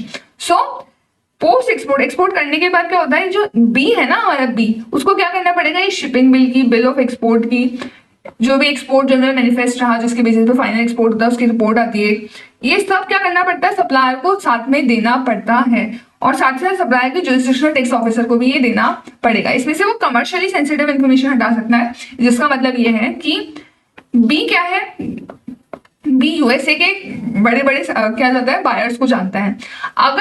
अगर वो जब वो बिल देगा उस पर बायर का नाम लिखा होगा तो फिर एक क्या होगा, होशियार नहीं बन जाएगा, खुद ही एक क्या होगा, खुद ही होशियार नहीं बनने लग जाएगा और वो खुद ही फिर इन बायर्स को कांटेक्ट करके खुद ही एक्सपोर्ट करने लग जाएगा। तो इसके कारण क्या होगा, बी का नुकसान होना स्टार्ट हो जाएगा। सो उन्होंने इंडस्ट्री में ऐसी प्रैक्टिसेस भी ना होने लग जाए उसके लिए उन्होंने कहा कि बी क्या कर सकता है, जो कमर्शियली सेंसिटिव इन्फॉर्मेशन है जैसे बायर की इन्फॉर्मेशन है, सो बायर का वो एड्रेस वगैरह, नाम वगैरह, ये कमर्शियली जो सेंसिटिव इन्फॉर्मेशन है, कितने वैल्यू पर, साथ साथ देखो दिक्कत ये भी है ना कि खुद तो suppose 1000 per unit in goods का क्या कर रहा हूँ, एक्सपोर्ट कर रहा हूँ, और ए को क्या इसे खुद खरीदने में रहा हूँ, 100 रुपए में खरीद रहा हूँ, ऐसा हो सकता है ना।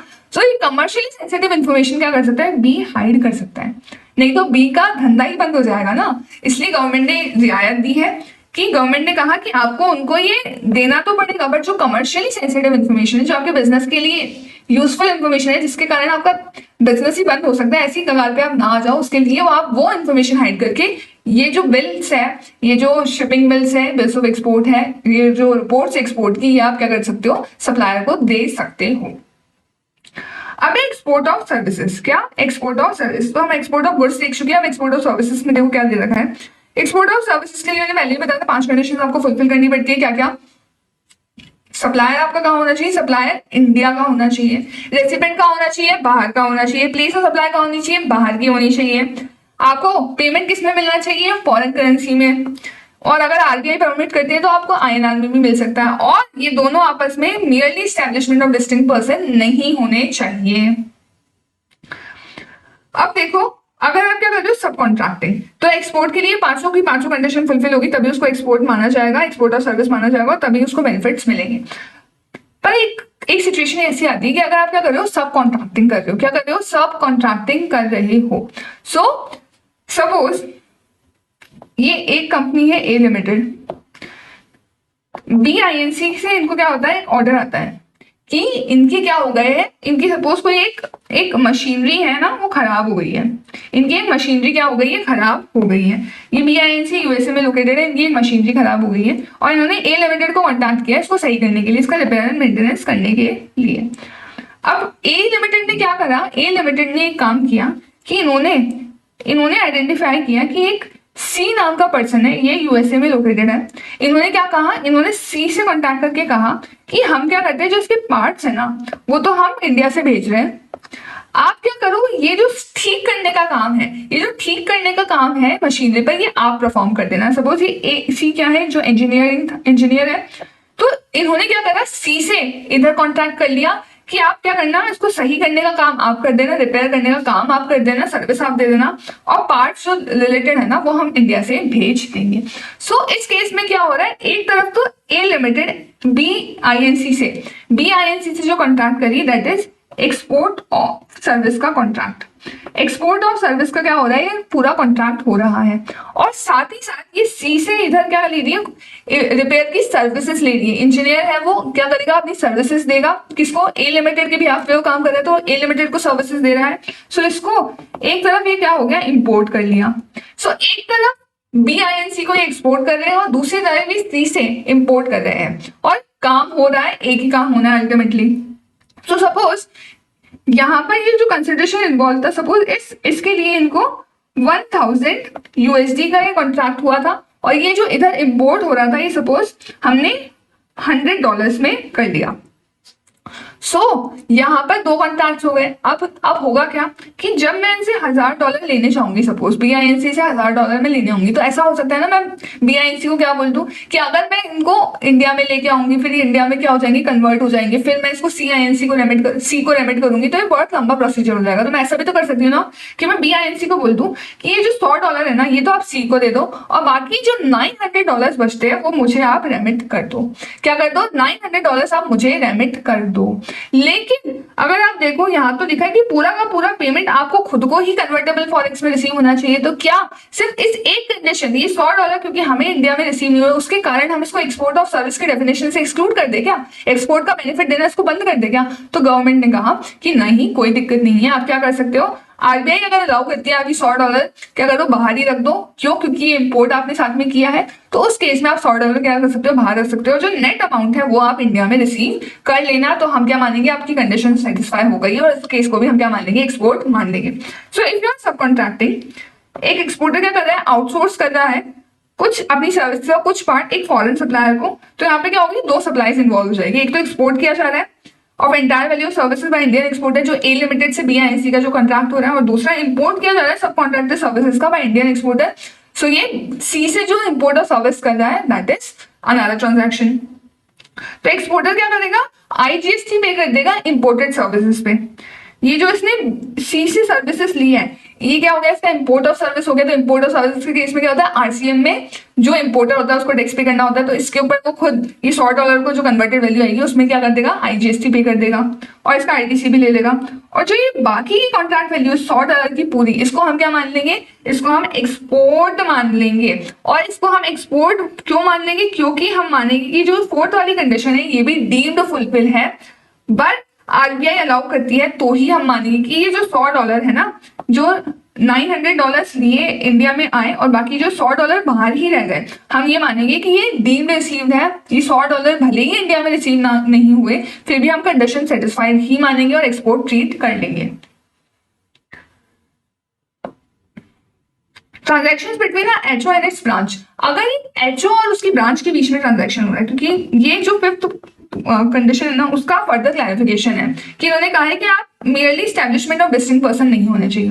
तो जब अगर कोई इंडिया की सपोज एक एंटिटी है और वो क्या कर रही है, अपनी ब्रांच के साथ कुछ डील कर रही है, ब्रांच का तो क्या होता है, सेपरेट लीगल एग्जिस्टेंस होता ही नहीं है, तो वो दोनों क्या हो गए, एक ही एंटिटी हो गई। तो उनके बीच में अगर जो ट्रांजैक्शंस हो रहे हैं, फिर हम उसको एक्सपोर्ट नहीं मानेंगे। क्यों? क्योंकि एक्सपोर्ट के लिए एक्सपोर्ट एक्चुअली में एक्सपोर्ट होना भी तो चाहिए। अगर आप दोनों एक ही एंटिटी हो, वो सिर्फ आपकी ब्रांच है, तो ब्रांच के केस में क्या होगा, अल्टीमेटली जब आप अपने फाइनेंशियल बनाओगे, आप ब्रांच को भी खुद का ही मानोगे, खुद की एंटिटी ट्रीट करने वाले हो। सो इसके लिए क्या उन्होंने क्लैरिफाई किया कि HO और ब्रांच के बीच में जो ट्रांजैक्शंस होते हैं उसको हम एक्सपोर्ट की कैटेगरी में ट्रीट नहीं करेंगे। क्यों? क्योंकि वो आपका एस्टेब्लिशमेंट ऑफ डिस्टिंक्ट पर्सन हो जाएगा, सेम एंटिटी का ही, सेपरेट लीगल एग्जिस्टेंस है नहीं, तो उसके केस में हम उसको एक्सपोर्ट नहीं मानेंगे। पर अगर होल्डिंग और सब्सिडरी है, होल्डिंग और सब्सिडरी के बीच में ट्रांजैक्शन होता है, तो हमें देखने में लगता है कि दोनों एंटिटी को सेम ही लोगों ने कंट्रोल कर रखा है, पर उनका क्योंकि सेपरेट लीगल एग्जिस्टेंस है, तो HO और सब्सिडरी के बीच में अगर कोई ट्रांजैक्शन होते हैं तो उसको हम एक्सपोर्ट की कैटेगरी में रख देंगे। फिर उन्होंने एक क्लैरिफिकेशन दिया स्पेशल रुपी वॉस्ट्रो अकाउंट्स का। तो एक तो तरफ हम कह रहे हैं कि हमें फॉरेन करेंसी में चाहिए, पर उन्होंने एक केस हमें बताया कि कब आप अगर आपको इस स्पेशल अकाउंट में पैसा मिल जाता है तो भी हम यही मानेंगे कि आपने एक्सपोर्ट की कंडीशन फुलफिल कर दी है। So for services to qualify export of services in IGST act, payment must be received in convertible forex और in INR if permitted by RBI. Indian exporters can receive payment in INR through a special rupee wostro accounts of correspondent banks in partner countries. तो अगर आपको special रुपी Vostro accounts में भी payment receive हो रहा है INR के अंदर, तो उसको हम यही मानेंगे कि आपने एक्सपोर्ट की कंडीशन सेटिस्फाई कर रखी है। अगर बाकी कंडीशन सेटिस्फाई हो रही है तो सिर्फ इस एक कंडीशन के कारण हम ये नहीं मानेंगे कि आपने एक्सपोर्ट नहीं किया है। सो आप क्या कर सकते हो, स्पेशल रुपी वॉस्ट्रो अकाउंट में पेमेंट रिसीव कर सकते हो INR में, कोई दिक्कत नहीं है। सो ये FTP और RBI सर्कुलर दोनों ने स्पेसिफाई कर रखा है। अब एक्सपोर्ट ऑफ गुड्स और सर्विसेज के लिए कुछ कॉमन प्रोविजंस है। जैसे अगर आप क्या कर रहे हो, सेल्स यूनिट और डेवलपर्स को सप्लाई करते हो, उसको हम जीरो रेटेड सप्लाई तो मानते हैं, तो उसके केस में आपको जीरो रेटेड तभी माना जाएगा उस सप्लाई को जब ऑथोराइज्ड ऑपरेशंस के लिए आप क्या कर रहे हो, वो सप्लाई कर रहे हो।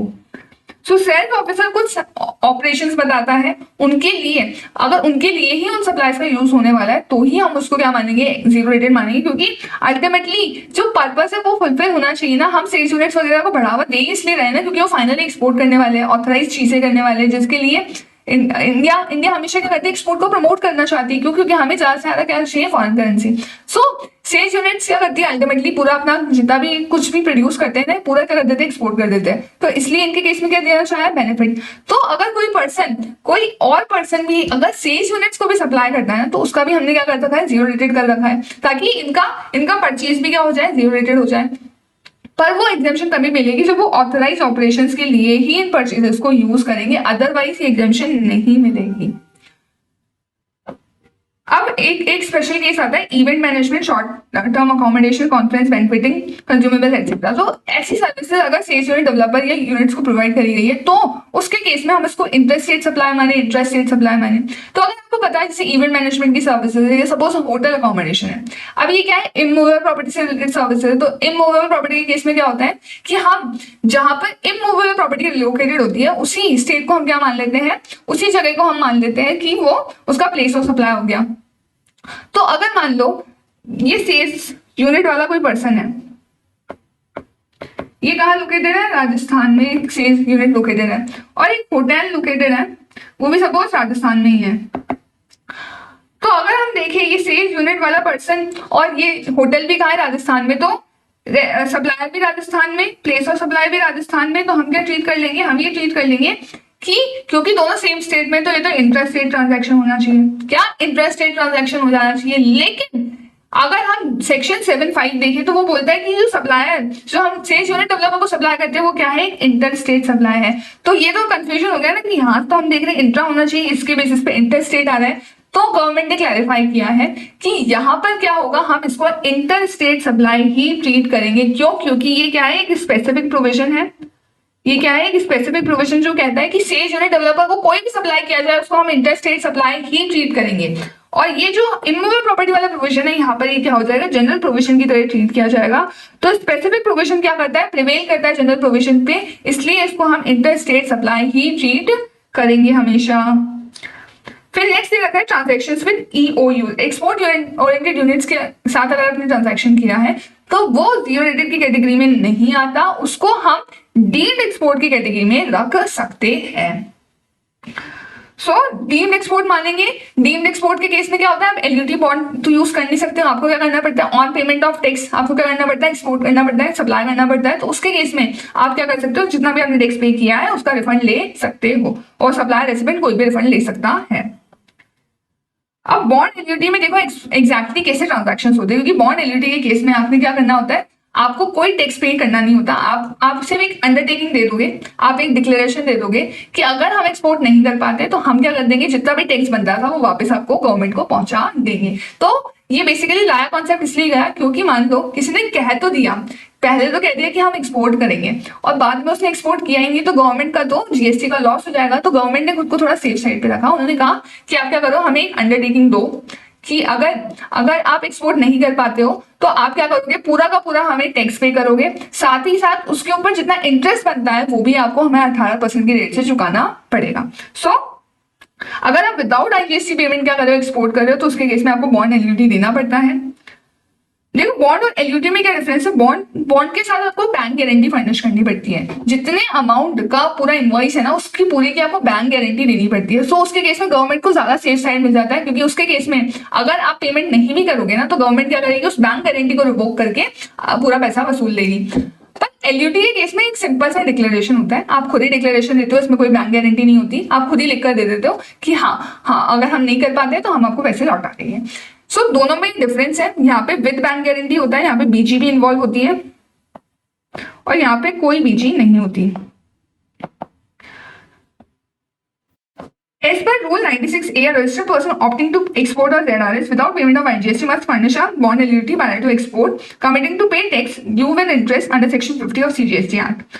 So अगर आप सप्लाई ऑफ गुड्स कर रहे हो और अगर आप एक्सपोर्ट नहीं कर पाते हो, अगर आप एक्सपोर्ट नहीं करते हो तो आपके पास मैक्सिमम 3 महीने का टाइम लिमिट होता है कि आप एक्सपोर्ट कर दो। बॉन्ड एन्युटी जब आपने एग्जीक्यूट किया उसके 3 महीने में आपको क्या करना पड़ता है, एक्सपोर्ट करना पड़ता है। और अगर आप एक्सपोर्ट नहीं करते हो तो विद इन 50 डेज आपको पूरा टैक्स और विद इंटरेस्ट आपको ये गवर्नमेंट को वापस लौटाना पड़ेगा। और इस 3 मंथ्स के पीरियड को कमिश्नर चाहे तो एक्सटेंड भी कर सकता है। लेकिन अगर आप सप्लाई ऑफ सर्विसेज कर रहे हो तो उसके केस में आपको 1 साल तक का टाइम लिमिट दिया जाता है, या फिर अगर फेमा में कुछ टाइम लिमिट अलाउड है तो वो उसके विद इन 50 डेज में आपको क्या करना पड़ता है, फिर आपको पूरा टैक्स और इंटरेस्ट चुकाना पड़ता है। सो अगर आप सर्विसेज, लेकिन सर्विसेज केस में ध्यान रखना, ऊपर तो था कि अगर आप एक्सपोर्ट नहीं कर पाए, सर्विसेज केस में आपको तब लौटाना पड़ेगा कि अगर आप फॉरेन करेंसी में पैसा नहीं लौटा कर लाए। अगर आपको पेमेंट फॉरेन करेंसी में नहीं रिसीव हुआ तो उस केस में आपको क्या करना पड़ेगा, ये टैक्स वापस लौटाना पड़ेगा, क्योंकि एक्सपोर्ट और सर्विसेज केस में एक कंडीशन है कि आपको करेंसी, फॉरेन करेंसी में पैसा हमें गवर्नमेंट को चाहिए। सो उसके केस में with in 50 days after 1 year, या फिर फेमा में जितना टाइम अलाउड है, whichever is later, क्या whichever is later will be deemed as your time, your last date to this payment of tax or interest। और ये count कहां से करेंगे, from date of issuance of export invoice. तो जब आप एक्सपोर्ट इनवॉइस इशू कर दोगे फर्स्ट सप्लाई ऑफ सर्विस, वहां से टाइम लिमिट काउंट की जाएगी। अब देखो एक्सपोर्ट इनवॉइसेस की जो डिटेल हमें GSTR 1 में देनी रहती है, ये फिर कहा जाता है कस्टम्स के सिस्टम में ट्रांसमिट कर दी जाती है, और कस्टम्स के सिस्टम से कहां पर, हमारे GST कॉमन पोर्टल पे आ जाती है।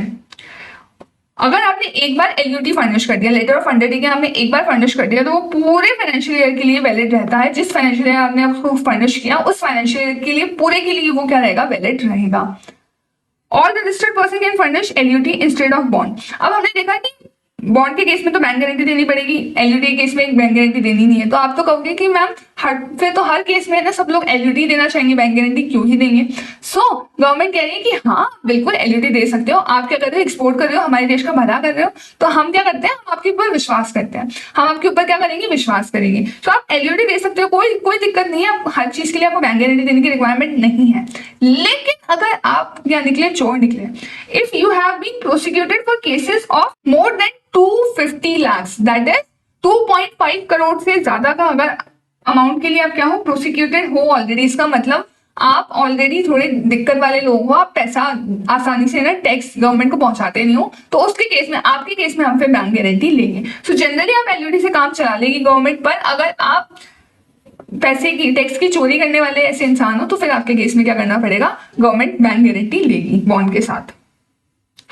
Failure to export goods and pay interest and tax within a specified period leads to withdrawal of export facility without IGST payment with recovery under section 79 of CGST act. Facility क्या कर सकती है, वापस restore करी जा सकती है। सो अगर आप एक्सपोर्ट गुड्स का नहीं करते हो और आप ये जो टैक्स इंटरेस्ट बनता था ये पेमेंट नहीं करते हो, तो फिर आप without payment of GST export नहीं कर सकते हो। सो इस विड्रॉल पीरियड के अंदर या तो आप क्या करो, on payment of IGST export करो, या फिर आप बैंक गारंटी के साथ बॉन्ड दो और फिर आप एक्सपोर्ट कर सकते हो। आप LUT के अंदर एक्सपोर्ट नहीं कर पाओगे।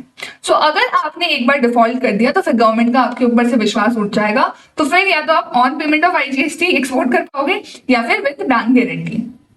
और बैंक गारंटी देनी कितनी पड़ती है, बॉन्ड अमाउंट के 15% की आपको बैंक गारंटी फर्निश करनी रहती है।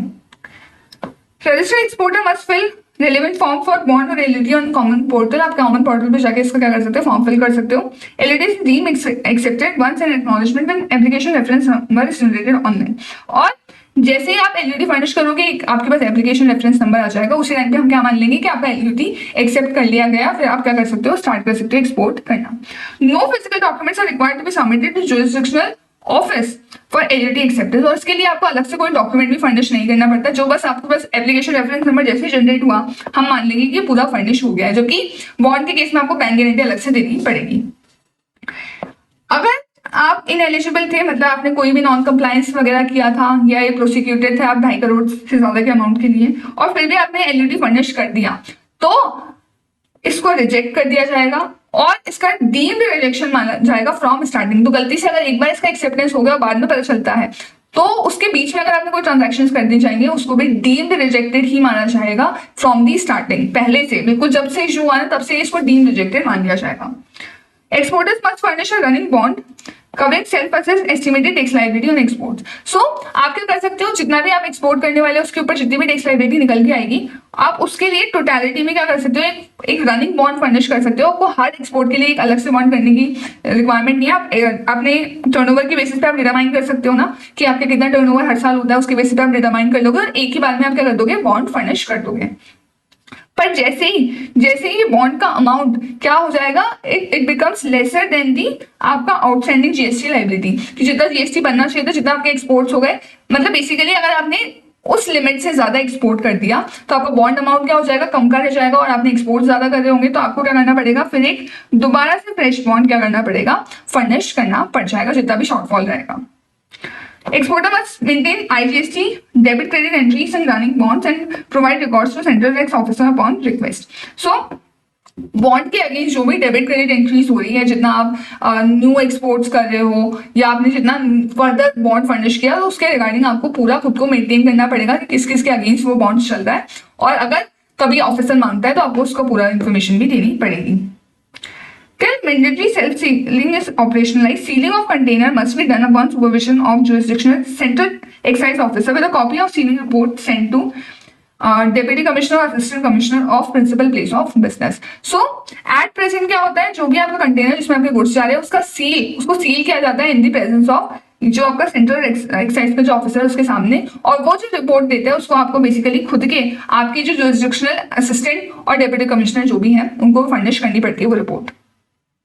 और ये जो बॉन्ड एलिजिबिलिटी होगा ये भी आप क्या करते हो, यही आपके एक्सेप्ट करते हैं जो आपका जुरिस्डिक्शनल डीसीएसी होते हैं।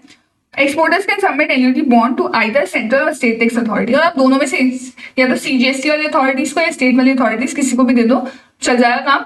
बस वो उनकी ये वाली पोजीशन होनी चाहिए, एसीडीसी वो होने चाहिए। रियलाइजेशन ऑफ एक्सपोर्ट प्रोसीड्स, तो आरबीआई, फेमा, एफटीपी इन सब के थ्रू अगर हम देखें तो आप या तो कन्वर्टेबल फॉरेक्स में ले लो या फिर आप आईएनआर में, अगर आरबीआई ने परमिट किया है तो आप क्या कर सकते हो, आप अमाउंट ला सकते हो। लेकिन देखो इसमें एक कैच मेन ये है कि आप जो कॉन्ट्रैक्ट कर रहे हो चाहे जो इनवॉइस कर रहे हो वो आप दोनों में से किसी में भी कर सकते हो। आप फॉरेक्स में भी कॉन्ट्रैक्ट कर सकते हो, आप इनवॉइसिंग भी आईएनआर में भी कर सकते हो, कॉन्ट्रैक्ट आईएनआर और फॉरेक्स दोनों में से किसी में भी चाहो कर सकते हो, कोई दिक्कत नहीं। आप कॉन्ट्रैक्ट जब कर रहे हो, जब आप इनवॉइस बना रहे हो तब आप दोनों में से कोई सी भी करेंसी यूज कर सकते हो। लेकिन जब आपके पास पेमेंट रिसीव होगा, जब आपको पेमेंट रियलाइज होगा, वो कन्वर्टेबल फॉरेन करेंसी में ही होना चाहिए। तो आप इनवॉइसिंग कैसे भी कर सकते हो बट आपको पैसा रियलाइज फॉरेन करेंसी में करना पड़ेगा।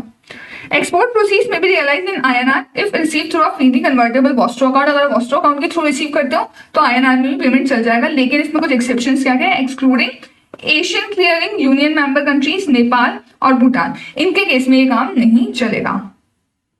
Export proceeds can be realise in INR if allowed by RBI guidelines, और अगर आरबीआई अलाउ करती है तो आप आईएनआर में भी रिसीव कर ही सकते हो। The acceptance of LUT for exports to foreign countries or sales is allowed regardless of payment in INR or forex provided RBI guidelines are followed. So LUT को एक्सेप्ट कर लेंगे अगर आप एक्सपोर्ट कर रहे हो। अगर आरबीआई ने अलाउ करा है तो आप आईएनआर और फॉरेक्स किसी भी तरीके से आपको पेमेंट रियलाइज हो रहा होगा, आपका एलयूटी क्या कर लिया जाएगा, एक्सेप्ट कर लिया जाएगा अगर आरबीआई की परमिशन है। एक्सपोर्ट टू नेपाल भूटान, अगर आप क्या कर रहे हो, नेपाल और भूटान हमारी सबसे पास वाली कंट्रीज में अगर एक्सपोर्ट कर रहे हो, तो अगर गुड्स का एक्सपोर्ट कर रहे हो, export of goods to Nepal Bhutan located outside India, location outside India fall in definition of export of goods, क्योंकि ये भी आउटसाइड इंडिया ही है तो भले ही हमारे बिल्कुल नेबरिंग कंट्रीज है बट इसको भी एक्सपोर्ट ही माना जाएगा और ये जीरो रेटेड सप्लाई है। आरबीआई के रेगुलेशन के अकॉर्डिंग क्या है, इनका पेमेंट आप क्या कर सकते हो, आईएनआर में टोटली रिसीव कर सकते हो। बाकी के केस में आपको स्पेशल वॉस्ट्रो अकाउंट में रिसीव करना पड़ेगा और आप आईएनआर में करना चाहते हो, बट इनके केस में आप डायरेक्टली आईएनआर में भी रिसीव कर सकते हो।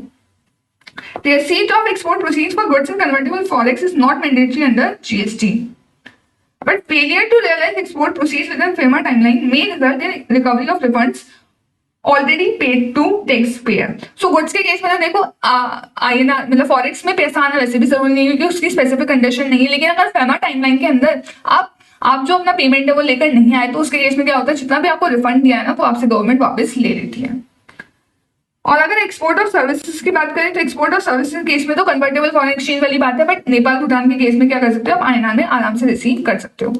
Both goods and services export treated as normal exports under GST. Such exports can be made under LUT ensuring compliance with ZRS provisions. तो इसको भी आप LUT के अंदर इन कंट्रीज को भी एक्सपोर्ट कर सकते हो। और नवंबर 25 के लिए एक बहुत सिंपल सा अमेंडमेंट है कि अगर आप ZRS कर रहे हो या export of goods and services कर रहे हो, पहले यहाँ पे स्पेसिफिक सेक्शन नहीं लिखा हुआ था कि किस सेक्शन में आप इनका रिफंड क्लेम कर सकते हो। उन्होंने स्पेसिफिक बता दिया सेक्शन 54 में इसका रिफंड होता है, जो हम नेक्स्ट चैप्टर में रिफंड्स में देखेंगे। जीएसटी में कैसे टैक्स किया जाता है, तो एक्सपोर्ट्स के केस में IGST लगता है, क्योंकि क्या होता है, इंटर स्टेट सप्लाई होता है। सो आपको बस बेसिकली यही बताना है। So all imports are deemed as inter state supply for levy of GST IGST। The incidence of tax follows the destination principle, क्योंकि GST क्या है, एक डेस्टिनेशन बेस्ड टैक्स है, कंजप्शन बेस्ड टैक्स है, and it takes revenue across to the states where the imported goods and services are consumed. IGST paid on import of goods and services available as ITC। इसका क्या मिल जाता है आपको, ITC भी मिल जाता है for set of against the output tax liability. IGST on import of goods is levied under IGST act, और इसको हम क्या करते हैं, गुड्स के इंपोर्ट के केस में इसको हम IGST एक्ट में लेवी करते हैं, और कलेक्ट कौन करता है, कस्टम्स लॉ के थ्रू इसको कलेक्ट करा जाता है। फिर एक्सपोर्ट्स के केस में कैसे टैक्स दिया जाता है, तो एक्सपोर्ट के केस में हम इसको क्या ट्रीट करते हैं, interstate supply plus zero rated supply. So ये जीरो रेटेड सप्लाई होती है, या तो आप क्या कर सकते हो, विदाउट पेमेंट ऑफ GST करके ITC क्लेम कर लो, या फिर आप क्या कर सकते हो, विद पेमेंट ऑफ GST करके आप पूरे GST का रिफंड ले सकते हो। और in case of notified class of persons of notified goods and services, he may pay IGST at the time of export and claim refund thereof. Is it necessary to execute a bond for effective zero rated supply? तो आपको क्या bond ही use करना पड़ता है, ना बाबा, LUT भी आराम से यूज कर सकते हो, बट आपको प्रोसिक्यूशन 2.5 करोड़ से ज्यादा का नहीं होना चाहिए, और आप कंडीशन वायलेट नहीं कर सकते हो। Next, A Limited enters into an agreement for sale of goods with B Limited, a company based in UAE। So A limited क्या कर रही है, सेल कर रही है किसको, B लिमिटेड को, लेकिन B लिमिटेड ने क्या कहा, ये जो डिलीवरी आया है ना वो आपको C लिमिटेड को करनी है, जो एक कर्नाटका वाली कंपनी है। सो अगर आप ट्रांजैक्शन का फ्लो देखो, it is something like A C और ये B, ये तो कहाँ है, UAE, ये A लिमिटेड कहाँ है, इंडिया की एक कंपनी है, और ये कहाँ है, कर्नाटका, ये दोनों कहाँ है, इंडिया में लोकेटेड वाले लोग हैं। इन्होंने पूछा कि क्या ये एक्सपोर्ट ऑफ गुड्स हुआ, तो एक्सपोर्ट ऑफ गुड्स के लिए क्या होता है, एक्सपोर्ट ऑफ गुड्स के केस में हम क्या चेक करते हैं कि हमें गुड्स कहाँ ले जाने होते हैं, from India to a place outside India, taking goods from India to a place outside India. तो अगर मैं UAE में गुड्स को डिलीवर करती हूँ तो ये क्या होता है, एक्सपोर्ट। बट मैं डिलीवरी कहाँ करने वाली हूँ, इंडिया के इंडिया में करने वाली हूँ, कर्नाटका में तो करने वाली, ये तो हो ही नहीं रहा ना। तो इसके केस में क्योंकि गुड्स इंडिया से बाहर नहीं गए, तो ये एक्सपोर्ट नहीं माना जाएगा। So it cannot be treated as export of goods. A Limited is making zero rated supplies which are also specifically exempt from GST. तो अगर आप ZRS कर रहे हो, ऐसे गुड्स का जो GST से exempt है, the company has paid ITC of 2 lakh on input and input services which has been exclusively used in effecting such zero rated supplies. Examine if A Limited can avail ITC of input tax of 2 lakh rupees paid on input and input services used exclusively in effecting such ZRS. अगर ये exempt supply treat किया जाएगा तो हम क्या कर सकते हैं, हम इनपुट्स और इनपुट सर्विसेज का ITC क्लेम नहीं कर सकते, पर अगर हम इसको ZRS मानेंगे तो हम क्या कर सकते हैं, ITC क्लेम कर सकते हैं as a refund of these inputs and input services. आपको मैं बताऊं यहाँ पर क्या है, गुड्स क्या है, एग्जेम्प्ट है, पर उसका हम क्या कर रहे हैं, जीरो रेटेड सप्लाई। तो यहाँ पे मेन प्रोविजन क्या हो गया, जीरो रेटेड सप्लाई का होना। तो भले ही आप एग्जेम्प्ट गुड्स का जीरो रेटेड सप्लाई करो, आप उसको क्या मानते हो, जीरो रेटेड सप्लाई ही मानते हो। और क्योंकि अगर ये जीरो रेटेड सप्लाई हो गया तो फिर आप क्या कर सकते हो, ITC अवेल कर सकते हो of inputs and input services. अगर इसको एग्जाम सप्लाई मानते तो हम ITC अवेल नहीं कर पाते, पर यहाँ पर क्योंकि इसको हम जीरो रेटेड सप्लाई मान रहे हैं तो उसके केस में क्या हो जाएगा, ITC मिल जाएगा। So ITC may be availed for making zero rated supply, notwithstanding that such supplies are exempt supply. However, the same is subject to provisions under section 17(5) of CGST Act, that is block credit. अगर कोई किसी चीज का block भी credit है तो उस case में तो नहीं मिलेगा, पर in general zero rated supply का हमें क्या मिल जाता है, ITC मिल जाएगा, भले ही वो एग्जेम्प्ट गुड्स का जीरो रेटेड सप्लाई हो। Hence, A Limited can take credit of 2 lakh rupees even if zero rated supply is exempt from GST. However, the credit would not be available in respect of inputs and input services, the credit on which is blocked under 17(5). तो अगर 17(5) में block होता तो नहीं मिलेगा, पर otherwise मिल जाएगा यहाँ पे credit. Where services of short-term accommodation, conferencing, banqueting provided to a sales unit or developer by a supplier located in same state as that of sales unit or developer should be treated as an interstate supply और as an intrastate supply. सो अभी मैंने इसको बहुत अच्छे से explain किया था कि यहाँ पर क्या हो जाएगा, स्पेसिफिक प्रोविजन प्रिवेल करेगा, that is it will be treated as inter state supply. So यहाँ पे इसको इंटर स्टेट सप्लाई माना जाएगा। Next, Mr. Amarkant, a chartered accountant, being a partner in GST registered firm, orders a gaming software for his son. From a company located in USA, he makes payment for the same from his personal bank account. हमें बताना है कि क्या इस transaction पे GST लगेगा और अगर लगेगा तो कौन जीएसटी पेमेंट करेगा. सो अमरकांत क्या है, एक रजिस्टर्ड पर्सन है. क्या है, ये रजिस्टर्ड पर्सन है और यहाँ पे क्या हो रहा है, यहाँ पे गेमिंग का सप्लाई किया जा रहा है. क्या, गेमिंग सॉफ्टवेयर का इन्होंने बेसिकली क्या दिया है, ऑर्डर यहाँ पर दिया है. सो इस केस में क्या हो गया, OIDAR सर्विसेज. क्या, OIDAR सर्विसेज, गेमिंग का सॉफ्टवेयर इन्होंने क्या किया है, ऑर्डर कर दिया, खुद के बेटे के लिए किया है. सो भले ही रजिस्टर्ड है बट इसने ये जो ट्रांजैक्शन किया है किसमें किया है, पर्सनल कैपेसिटी में. किसमें किया है, पर्सनल कैपेसिटी में, खुद के बेटे के लिए किया है, खुद के पर्सनल बैंक अकाउंट से इसका पेमेंट किया है. सो अगर OIDAR सप्लायर किसको सर्विसेज प्रोवाइड करता है, NTOR को, जो रजिस्टर्ड नहीं है, अनरजिस्टर्ड पर्सन को सप्लाई करता है. तो भले ही वैसे तो अमरकांत का है रजिस्टर्ड, पर क्योंकि इसने पर्सनल कैपेसिटी में ट्रांजैक्शन किया है तो इसको हम क्या मानेंगे, NTOR ही मानेंगे. और NTOR के केस में क्या होता है, OIDAR इज लाइबल टू पे GST ऑन दी सेम. सो अगर हम देखें ये OIDAR सर्विस, सबसे पहले आप ये बताओगे ट्रांजैक्शन क्या है, पर्सनल कंजप्शन के लिए, पेमेंट भी कहां से हुआ है, पर्सनल बैंक अकाउंट से. सो इसको हम क्या मानेंगे, अनरजिस्टर्ड पर्सन मानेंगे जो एक OIDAR सर्विस रिसीव कर रहा है इन टैक्सेबल टेरिटरी. सो हम इसको नॉट टैक्सेबल ऑनलाइन रेसिडेंट की कैटेगरी में रख देंगे. Services received from a provider of service located in not taxable territory by an individual in relation to any purpose other than commerce, industry और any other business और profession is exempt from GST.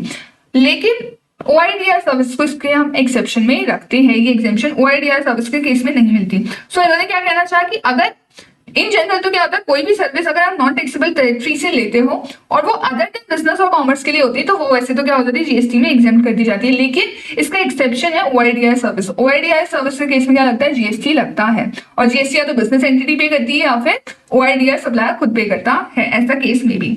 सो यहाँ पर क्योंकि NTOR को दिया जा रहा है तो GST तो लगेगा. और GST पे कौन करेगा, GST पे होगा फॉरवर्ड चार्ज में by this OIDAR service provider. So ये जो यूएसए वाली एंटिटी वो क्या करेगी, इस पे GST पे करेगी. फिर क्वेश्चन है, separate eligibility is to be furnished for every export supply with reference to the provisions of GST law. हमें ये स्टेटमेंट की वेरासिटी को एग्जामिन करना है. सो हमने देखा था एलयूटी अगर आपने एक बार फर्निश कर दिया तो वो पूरे फाइनेंशियल ईयर के लिए क्या रहता है, वैलिड. तो ये स्टेटमेंट क्या है, करेक्ट नहीं है. It remains valid for the whole financial year. आपको सेपरेट एलयूटी हर सप्लाई के लिए इशू करने की कोई रिक्वायरमेंट नहीं होती है. पर अगर आपने वो जो स्पेसिफाइड टाइम लिमिट वाला क्राइटेरिया अगर फुलफिल नहीं करा तो उस केस में क्या हो जाता है, आपकी ये एलयूटी वाली फैसिलिटी को विड्रॉ कर लेती है गवर्नमेंट और उसको वापस रिस्टोर कब किया जाता है, जब फाइनली आप पेमेंट कर देते हो जितना भी आपका टैक्स इंटरेस्ट बनता है. सो आप यही बेसिकली यहाँ पे क्या कर दोगे, पूरा एक्सप्लेन कर दोगे. टाइम लिमिट अगर आपने स्पेसिफाइड टाइम लिमिट में नहीं किया तो आपको क्या कर जाता है, इस फैसिलिटी को विड्रॉ कर दिया जाता है और फिर इसको वापस रिस्टोर भी कर सकते हो अगर आपने बाद में पेमेंट कर दिया. नेक्स्ट क्वेश्चन है, AXC limited enter into a high sea sale transaction. High sea sale के अंदर क्या होता है, शेड्यूल 3 में फॉलो होकर कोई GST नहीं लगता. With BYU Limited for certain goods. AXC Limited is of the view that GST on such transaction is payable at the time of such sale and BCD is payable at the time of filing of bill of entry for import of goods. हमें बताना है कि क्या ये view सही है. सो इन्होंने जो बात कही ना कि इस ट्रांजैक्शन पे GST लगता है सेल के टाइम पे, वो तो गलत है. इस ट्रांजैक्शन पे सेल हाई सी सेल के टाइम पे कोई GST नहीं लगता. सिर्फ होम कंजप्शन की जब तक आप उसको क्लियर नहीं करवा लेते तब तक कोई GST नहीं लगता. तो ये जो स्टेटमेंट इन्होंने दिया ये तो गलत है. लेकिन जो उन्होंने कहा कि बेसिक कस्टम ड्यूटीज का पेमेंट होता है जब फाइनली बिल ऑफ एंट्री आप इंपोर्ट के लिए फाइल करते हो, मतलब जब आप होम कंजप्शन के लिए गुड्स को क्लियर करवाते हो तब बेसिक कस्टम ड्यूटी का पेमेंट होता है. That statement is very well correct. So basic custom duty का पेमेंट तभी होता है. सो अगर हम आंसर देखिए, स्टेटमेंट पार्शियली करेक्ट है. क्यों? क्योंकि ये जो ट्रांजैक्शन होता है ये तो शेड्यूल 3 में फॉल होता है, इसलिए इस पे कोई GST नहीं लगता. तो ये जो इन्होंने व्यू लिया है कि इसको सेल के टाइम पे GST पे करना पड़ेगा, दैट इज इनकरेक्ट. फिर अगर हम बात करें बेसिक कस्टम ड्यूटी वाले प्रोविजन की, तो as per section 14 the value for purpose of charging custom duty on imported goods is the value at the time of importation that is at the time of filing of bill of entry which is set by them as well. So further IGST on imported goods is also levied at the time of filing of bill of entry. So जैसा मैंने कहा home consumption के लिए जब आप clear करोगे तभी आपको BCD भी देनी पड़ती है और तभी आपको GST भी देना पड़ता है. सेल के टाइम पे कोई GST पेमेंट नहीं होता. Therefore, in case of high C sales, the assessable value of imported goods for levying custom duty and IGST is based on the price paid by the last high sea sale buyer who files the bill of entry for home consumption. तो जो उन्होंने XT limited ने basic custom duty वाली बात कही है वो सही है। लास्ट क्वेश्चन है जीरो रेटेड सप्लाई और एग्जाम सप्लाई में क्या डिफरेंस है। तो ये हमने बहुत अच्छे से देख भी लिया था कि यहाँ पे तो डेफिनेशन क्या है, nil rate, wholly exempt, non taxable, जबकि यहाँ पे एक्सपोर्ट और सेल्स यूनिट डेवलपर को सप्लाई को यहाँ पे ट्रीट किया जाता है। यहाँ पे आउटवर्ड पे कोई सप्लाई पे कोई टैक्स नहीं है और इनपुट पे भी लेकिन इनपुट पे क्या लगता है, टैक्स लगता है, क्योंकि उसका हमें रिफंड नहीं मिलता, ब्लॉक रहता है उसका क्रेडिट भी। यहाँ पे दोनों ही इनपुट और सेल दोनों ही क्या रहता है हमारा, टैक्स फ्री। यहाँ पे क्रेडिट रिवर्स करना पड़ता है, यहाँ पे क्रेडिट अवेल कर सकते हो आप। कोई आईटीसी नहीं ले सकते एग्जेम्प्टेड सप्लाई पे, यहाँ पे जीरो रेटेड सप्लाई पे आईटीसी अलाउड होता है। जब हम एग्जाम सप्लाई की कैलकुलेशन करते हैं फॉर रूल 42-43, वहाँ पे हम एग्जाम सप्लाई को इंक्लूड करते हैं, साथ ही साथ आरसीएम वाली ट्रांजैक्शन जो sale of building securities transaction वो सब इंक्लूड करते हैं, जबकि ZRS को हम टैक्सेबल सप्लाई की तरह ट्रीट करते हैं। और अगर आप सिर्फ इसके बिजनेस में तो आपको कोई रजिस्ट्रेशन लेने की रिक्वायरमेंट नहीं पड़ती एग्जाम सप्लाई के केस में, जबकि ZRS केस में आपको रजिस्ट्रेशन लेना पड़ता है, क्योंकि आप रिफंड कैसे लोगे। यहाँ पे आप बिल ऑफ सप्लाई इशू करते हो, यहाँ पे आप नॉर्मल टैक्स इनवॉइस इशू करते हो। सो ये हमारा पूरा चैप्टर यहाँ पे कंप्लीट होता है। Let me know if these videos are useful for you. So that's all for today. Radhe Krishna.